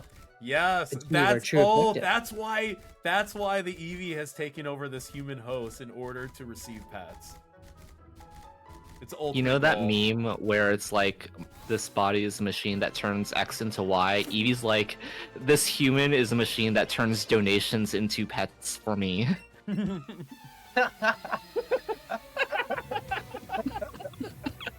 So please get your donations in for a good cause and for pets.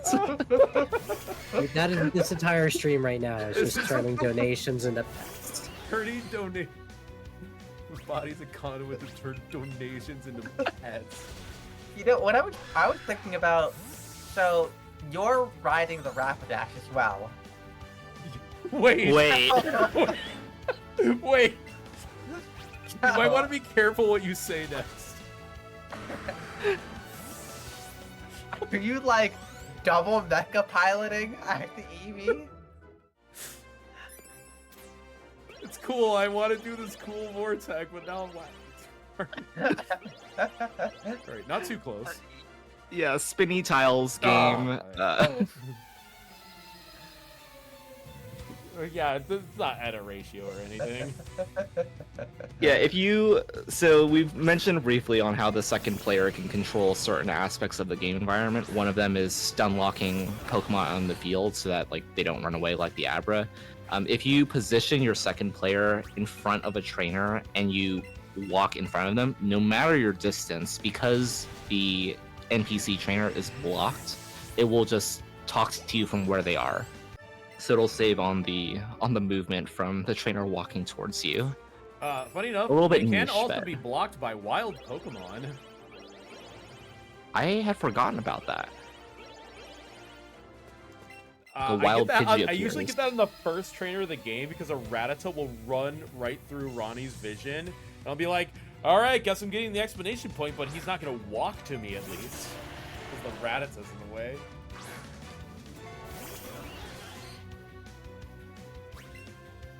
And while we're fighting, I do have an update. I know we were joking about pets, and honestly, still, if this was my decision, we'd still be donating towards petting the Eevee. But we do have a new incentive and bid war that just opened. So for $200, the Orbo's Odyssey run will have a secret showcase. My understanding is it's showing off the darker side of Orbo's Odyssey, things that kind of don't fit in with the main run. Also, you might see the dev room. So that's $200. Remember that you'll need to select that target in order to make that happen. As well as we have a bid war for Super Monkey Ball Deluxe run by Helix. And that is a character bid war between Ai, Mimi, Gongon, and Baby. I don't know about you guys, but you know, my favorite, I'm basic, I like Ai. But if you have any thoughts, exclamation mark, donate, you can go ahead and get those donations in for those character bid wars. All right, don't get crits! Ah! If you get crit, turn 1 is the Turn best one, turn okay, to get yeah. crit on. I was gonna Third say, one's the only one you can get great. I did say that I did save for this fight. That's the reason. Yeah, if you get crit on any turn other than turn 1, it's done basically. So it's a good thing that you can Good thing my defense and HP stats weren't bad because there are some stars that can die from full, and sometimes you've taken like toxic chip damage in Koga's gym. That can matter too. So I was at pure full health and easily lived. So. Woo. Yeah, we had mentioned before Giovanni that is one of the 4 fights that is actually dangerous. Oh, by the way, I think you can Omni Boost on Agatha, and it like works. Should I try? It's throwing it. I mean, Are you saying I should not, give it a try? Don't quote me, but it should work. Like just I will Omni leave it up Boost to you. turn 1 go? Yeah, I mean, you'll probably get paralyzed, but like, hey, I'm gonna do it. I mean, I'm gonna have to save for that fight anyways. I'll do it. I'll do it for science and content and charity and Eevee pets. That I know that's a lot of things that I will do that for, but it's worth it. good for you, chat. They're good things. Now, the key there is I need to make sure I shake the correct controller because I have both of the controllers holstered in the grip. So if I try to shake the left controller for the Omni Boost, I might accidentally shake the right controller, which would summon the second player, which you cannot de-summon mid-battle. Not only are you a grip user, you're also a left Joy-Con user. I Left see. Joy-Con is the correct way to play the game. left Amber. Joy-Con is absolutely the correct Joy-Con. What are you talking about, Amber? Nah, no, nada, not taking this. I'm not gonna take this. The other controller that we can use that is the most cursed out of all of the options is the, what is it, the Pokeball, like Pokeball Plus? the one with the Mew inside it. I don't know how that single-use Mew? operates. I have no idea. But how it that operates, either. apparently. It's apparently like $100 too.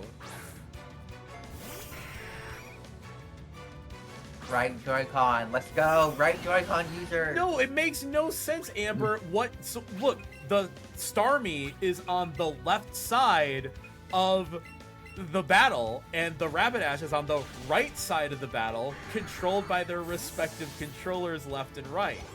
I will not hear any other argument about this. Have you considered that it is more comfortable in your hand with the right Joy-Con than the left Joy-Con? You know what? I actually have considered if it was more comfortable, and it's not, because I like hold most of the controller by reaching over to the left. Whereas if I'm holding the right, I'm kind of like in free air. Yeah, we'll do it this way. So while y'all are arguing about Joy-Cons, so this is the first instance of a fight where we are two controllering, but the order in which our rival Denial sends out his Pokemon after the first is a little bit random. We had talked a little bit about Trainer AI, and it will try to use the best move for the Pokemon that it targets. If basically Vileplume and Marowak and Raichu could come out in any given order, Almost. depending on who the AI is targeting, whether that's Starmie or Rapidash. So it's always important during that fight so that when we set up, we always X Special turn 1 to get rid of the Pidgeot, but we always X Speed turn 2 to get rid, to basically outspeed because speed is not dynamic. Raichu. We need to set up the speed a turn before we see the Raichu. Thankfully, with Rapidash as our partner, we never see Raichu seconds. But say if we had we had Dodrio as our partner, we actually would see Raichu second, because it would see that Thunderbolt is effective against both targets. And then it would choose that to come out. So we can manipulate to some degree what Pokemon we will see or won't see in a certain order. But it's very important that we do not see Raichu second, and thankfully we never see it second. It will always go for Vileplume or Marowak in that situation. Mm-hmm. I do also want to say, in Eevee specifically, that is the second instance of that, because on the Lavender rival fight, that also happens. And depending on what order it comes out, it changes what you do. I don't think we mentioned it when that happened, though. Yeah, the Gloom or the Raichu, depending on which Pokemon targets. And it's we actually have a slightly different strat depending on what order comes out. Because if you don't have Double Edge at that point, the Eevee can't KO the Raichu at +2. So we actually have to use the Rhyhorn and Drill Run to KO it in a single turn. Alright, so this is a great example of a fight that we're two controllering for safety. Yeah, you could just YOLO a Hydro Pump, but... yeah, if you miss Hydro Pump, or if you miss the range on Hydro Pump, or if you just get unlucky with Kangaskhan moves, that you can just die with it. So, I think we'd rather not do that. Yeah, so Kangaskhan knows. Go ahead, T-Pat. I was gonna say, it's just say, because now if we miss the Hydro Pump with a 2-controller fight, we then just set up another X Special and then Scald it instead. And it's completely safe. Yeah, the reason why that fight's so dangerous is that this Kangaskhan knows 2 Dark-type moves, and Psychic is weak to Dark. It knows Crunch, which can drop our defense, and it knows Sucker Punch, which goes before us because we are attacking. So in the case where Kangaskhan goes Crunch and then Sucker Punch, you are completely out of luck. So always really, really good to 2-control that fight if you can. This is also a great time, finally, to explain the category of the whole game. Because, that's a good point. Yeah, we're doing no mount skips, and it only matters in Victory Road because now any percent actually skips the 4 trainers we're going to fight now. Yeah, basically the way that works is, so trainer vision is 25 units wide, and Rapidash and Aerodactyl move at approximately 26 units per frame. And so you may see where this is going with those numbers, but basically if you set up your units perfectly, you can be on one side of the trainer's vision on one frame, and then in the very next frame you're on the other side of the trainer's vision, and you just completely skip them. Setting this up, the size of a unit is unbelievably small in this game, and because you're required to use Joy-Cons to this game, we don't have a way to get consistent angles with regular Joy-Cons. So for that category, you're actually forced to use very specific third-party Joy-Cons that snap the cardinal directions so you can actually set up the trainer skips properly, which is why we have them as split categories. Yeah, and like the trainers obviously look perfectly, you know, north, south, east, and west. So to do that, you need to be perfect in terms of movement. And because the Joy-Cons have like 360-degree movement, if you are moving at a 1 degree angle off of a cardinal direction, the skip won't work. So It is like so less than a degree. It's like I know Sandy Beach has looked into this a lot, and they are like the expert of how this works. But like, if your angle is like literally not like the perfect like line of what it's supposed to be, it just won't work. yeah. Also, With stock Joy-Cons, we are it's still gonna nearly skip a impossible to trainer complex. though, but it is unmounted. Gonna get off the mount, and we're just kind of squeeze under. You just never go high enough for that trainer to actually see you. So that's a Lexa skip that is allowed in the run because it's not a mounted skip. And though that's been known for years and years. And it's like, that's actually not the most difficult skip. I will say though, it's the highest pressure skip though. Especially like if you're on record pace and you're like starting to get a little sweaty, you're in victory road. Oh, I gotta do a Lexa skip, and then if you fail it, you hit an optional, and it's like your heart rate is just usually like so high, and you're just like, oh god, I hope I don't screw this up. Yeah, it's also a really bad optional to hit because we just got a heal from Officer Jenny, and we basically heals, like, we set all of our move usage essentially. If you hit that optional, you are out at least 3 psychics, which means you have to figure out how to make up those 3 psychics through the Elite Four, because we are not getting any more free heals for the rest of the run.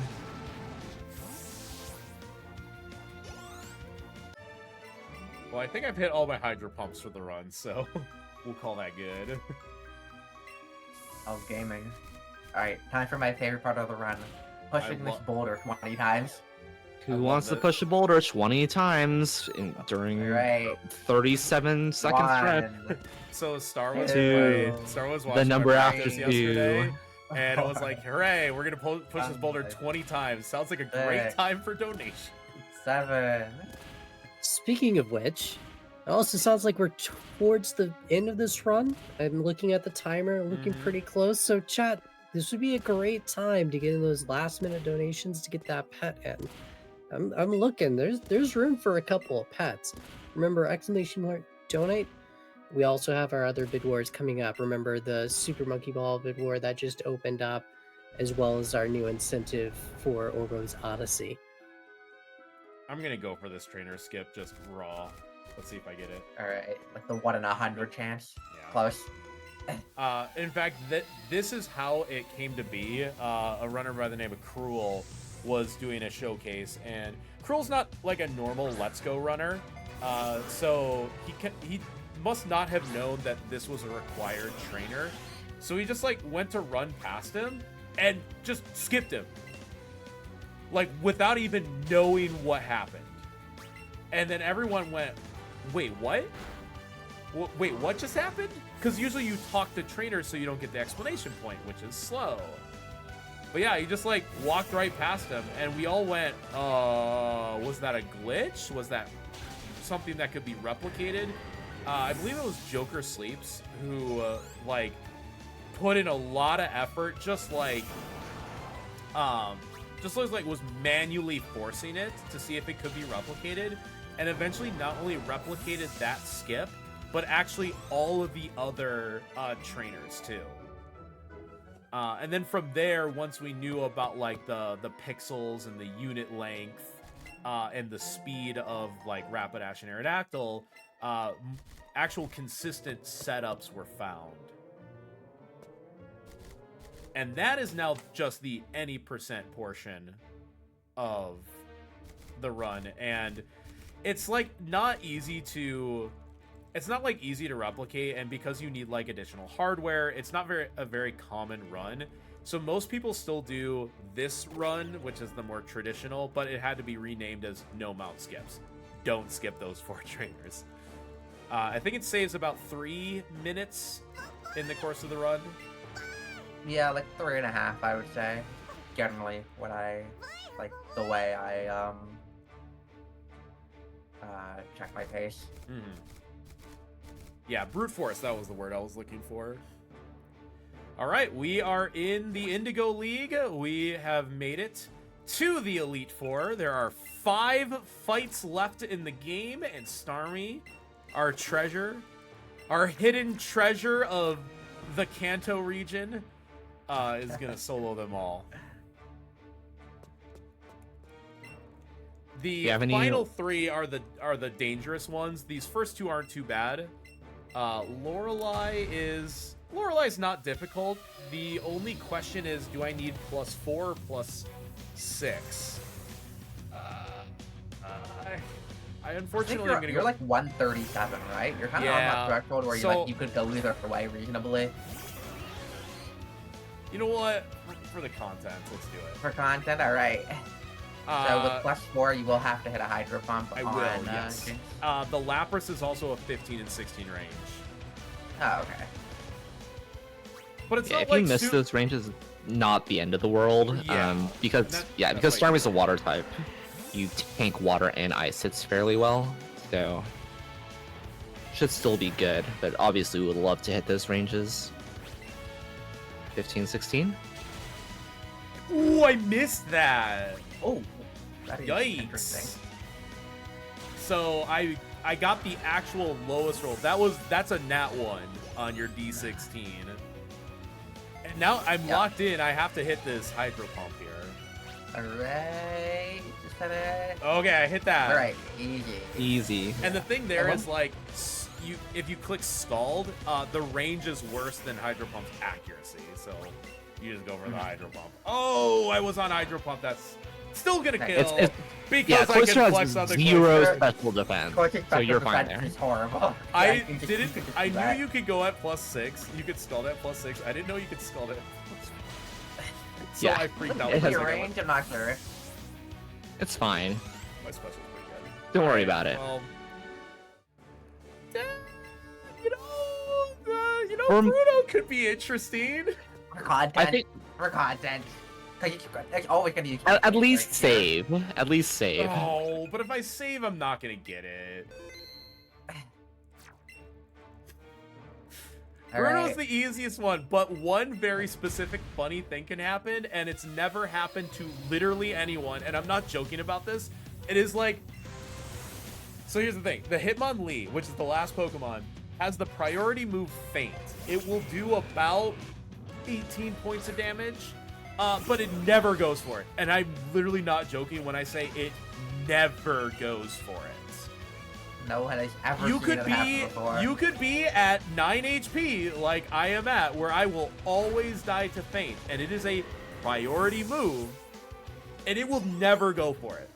It has only happened to Randall Eats Cheese in chat, and it's happened to him twice, so it's really funny. I think Aspect has seen it like 2 or 3 times. Yeah, as well. Aspect has seen it twice, and like 1 other person has seen it. So like in the history of all of Let's Go speedrunning across every single runner, we have only known about 5 instances of seeing Faint. I am at 12 HP. Faint always kills me, like bar none. Yeah, I don't think in any marathon ever that I know of, there has ever been an instance of somebody dying to Faint. And it will never happen. And it will never happen. And it will clearly never happen. Obviously.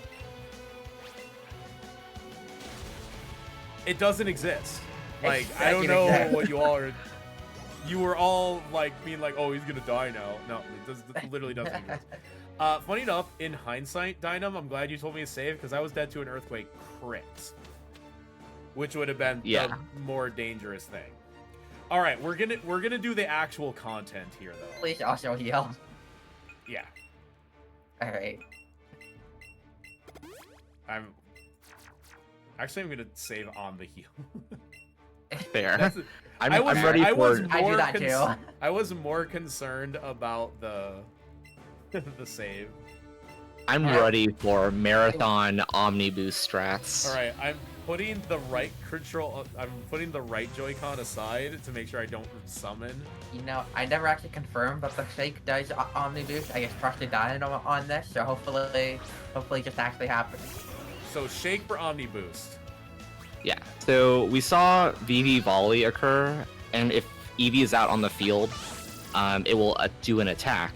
If Eevee is not on the field, it will raise the current Pokemon stat by 1 in every stage. Normally on this fight, you would need to step an X special attack, heal paralysis, or step an X speed heal paralysis, and then go through the fight. This theoretically saves us a turn. Actually goes so hard. Wait a second. Yeah. Did it increase speed? I like missed the speed that much. Yeah, it did everything. Yeah. Okay, cool. I was matching fast. Okay, yeah. You're the gamer like that. You're I was just so like good at text mashing that I missed it completely. To see Crunch do less than half damage actually is incredible.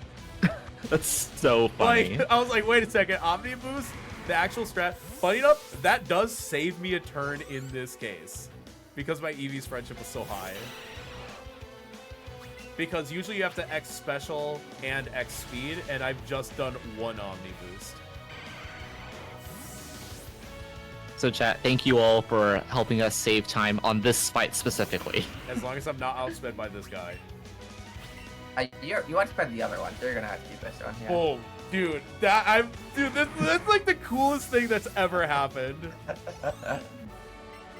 Omni Boost for Agatha, I probably would have gold split that. Let's be real.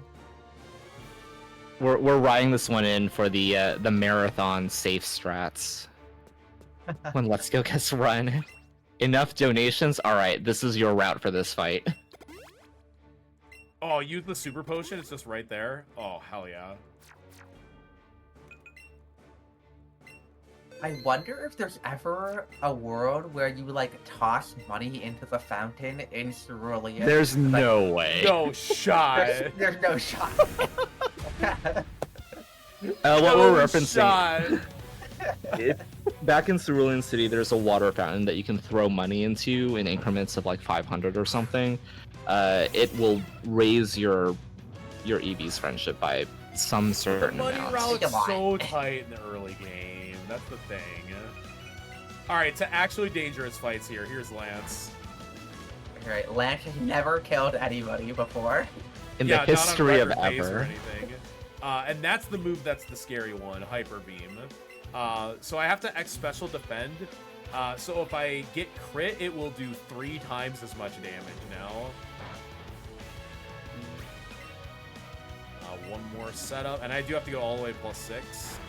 Okay. I saw Hyper Beam and I was like, please don't. The good news is I actually win from here. We are fully set up, and we mentioned one of our level thresholds is 53 for Dragonite.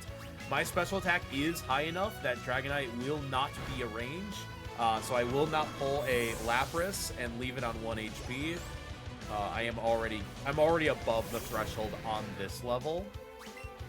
I think I'll end up at 143 or 144. Honestly, remember, my speed was bad, so my special attack was good, and that's why I have the average star. I do want to say, right after this fight is basically our last call for any extra pets. Yeah, I have to get the pets in before the champion fight, because I won't have access to the petting once I start champion. So you heard that, right chat? now, you got like maybe a minute. Maybe like 20 seconds. I'll do a free pet just so we can get any like last second donations in.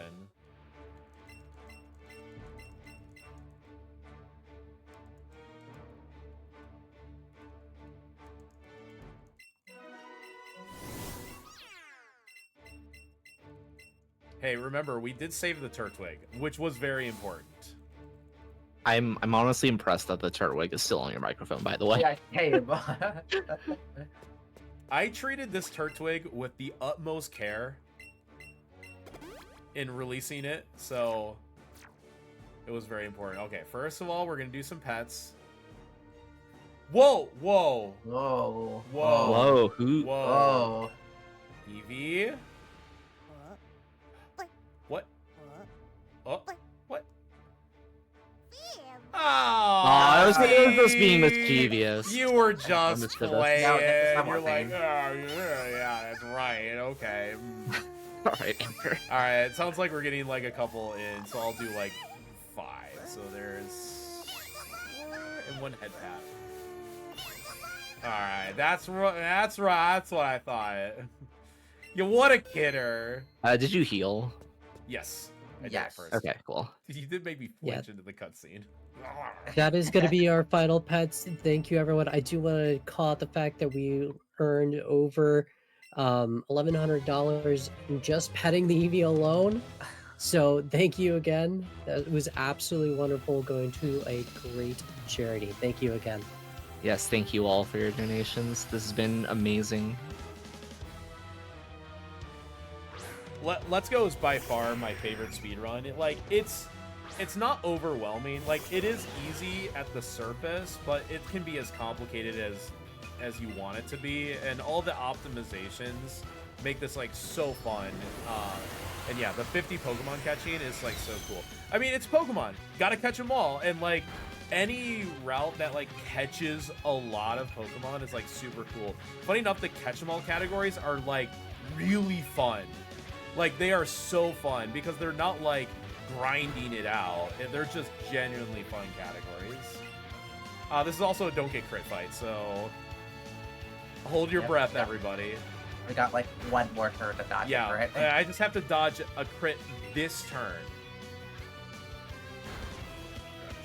All right. Very nice. And I do want to give credit to Sciamphibian, who gave us that $11 donation to get those final pets in, with the comments just saying, final pets, less than 3. Thank you so much for that. Less than 3 indeed. Thank you. Yeah, Let's Go is really just, I love speedruns that are like easy to learn, hard to master, and I feel like Let's Go is basically like the epitome of that. Like, this game is like so easy to just get into, just do like one run, you can always finish, like, you can't really it's pretty hard to get into a situation where you get like completely screwed over, but like at the top level, like there's still so much like room at the skill ceiling. Like, I don't think there's a single player who's even like got close to the skill ceiling of this game yet. Yeah, and we've mentioned how possible. Yeah, we've mentioned how these like last couple of fights are dangerous, but there have been strats develops that bring out a 2 controller, and it's honestly not that much slower than going through this with 1 controller. So if you want to get into this, is like when you do the 2 controller strat, you actually save time menuing in between each fight. You actually save time buying certain items. You get to buy fewer items doing it.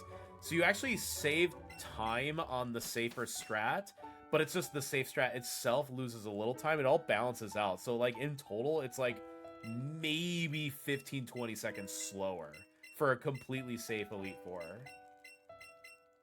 yeah, it's a really cool run. Highly recommend this if any of y'all are wanting to get into Pokemon speedrunning at all. Lots of good resources that are available And that lots of are great out there. people. Like no joke, the Let's Go speedrunning community, I think is like one of the single most like tight-knit communities out there. Like, we're all so supportive. There's still our tournament Discord, we still do like races pretty frequently. I'm gonna call time here in like 5 seconds, so hold that thought. And time. Yay! GG's. Yeah, like I was saying, the Let's Go community is absolutely so wonderful. Like, this game is always active too. There are people doing not only any percent, but like I said, the catch 'em all categories are super fun. One of the most popular categories right now is Diploma, which is the co-op catch 'em all category. And like, speedrunning with your friends is seriously one of the coolest things ever. If you want to get into Let's Go speedrunning, join the Pokemon Switch Discord, or the tournament Discord, or really both, and you will find so many amazing people that will help you with resources and notes. walk you through the runs. And it's been great to see people with like literally no speedrunning experience. Like, I know shiny hunters who will speedrun Let's Go and be like, whoa, this is like really cool. And it really takes a lot to have a game that has that kind of positive impact on people. So I seriously can't recommend it enough. So make sure to yeah, come hang out with us. Seriously. Dynam and Amber, any parting words? Yeah, any shoutouts? You really covered everything that I could Yeah. have. The last thing I'll just say is follow TPAT, twitch.tv/TPAT_WX. TPAT's always, very often streaming Switch Pokemon games, so if you like the Switch Pokemon games, like seeing speedruns of those, check out TPAT. He is incredibly good at all of them. Yes, There absolutely. is not a single Switch Pokemon game that TPAT is not like a top runner for. Took the words right out of my mouth. So yeah, that's very kind. Funny enough, what I'm working on right now is Legends Arceus Catch 'em All. So if you if you want to see like Legends Arceus Catch 'em All, which is 240 Pokemon, in case you're wondering, that is kind of like my current project. But yeah, would love to see everybody around on my stream. Follow Amber and Dynam as well. They're also incredible people. They have great communities. Their chat's always popping off, and yeah. I like seriously, thank you both so much for joining me. Thank you for being excited to be here. I'm always like so scared to ask, be like, do you really want to commentate this run? And you both were just yes immediately. So The answer is yes, yes we do. Yes, I mean, I love this game. I love commentating with you, T-Pat. It's great. I love commentating with you, Dynam. Great friends. And I honestly, I really love that we're raising money for Transgender Law Center, especially with the state of the world recently. I think it's really important. Yes, thank you all so much, chat, for your donations this run. It's been absolutely amazing to be a part of this marathon for such a great cause for the Transgender Law Center. So, thank you all. Couple more pets for the plushies. There you go. Pet the Eevee plushies. And if you have a Pokemon plushie at home, make sure to pet it for me. But yeah, that's all I gotta say. Thank you all very much for being part of the marathon here and donating. And of course, today was just day 2 of 3. Should be a great day tomorrow. I can't wait to tune in myself. Thank you very much for the run, T-Pat.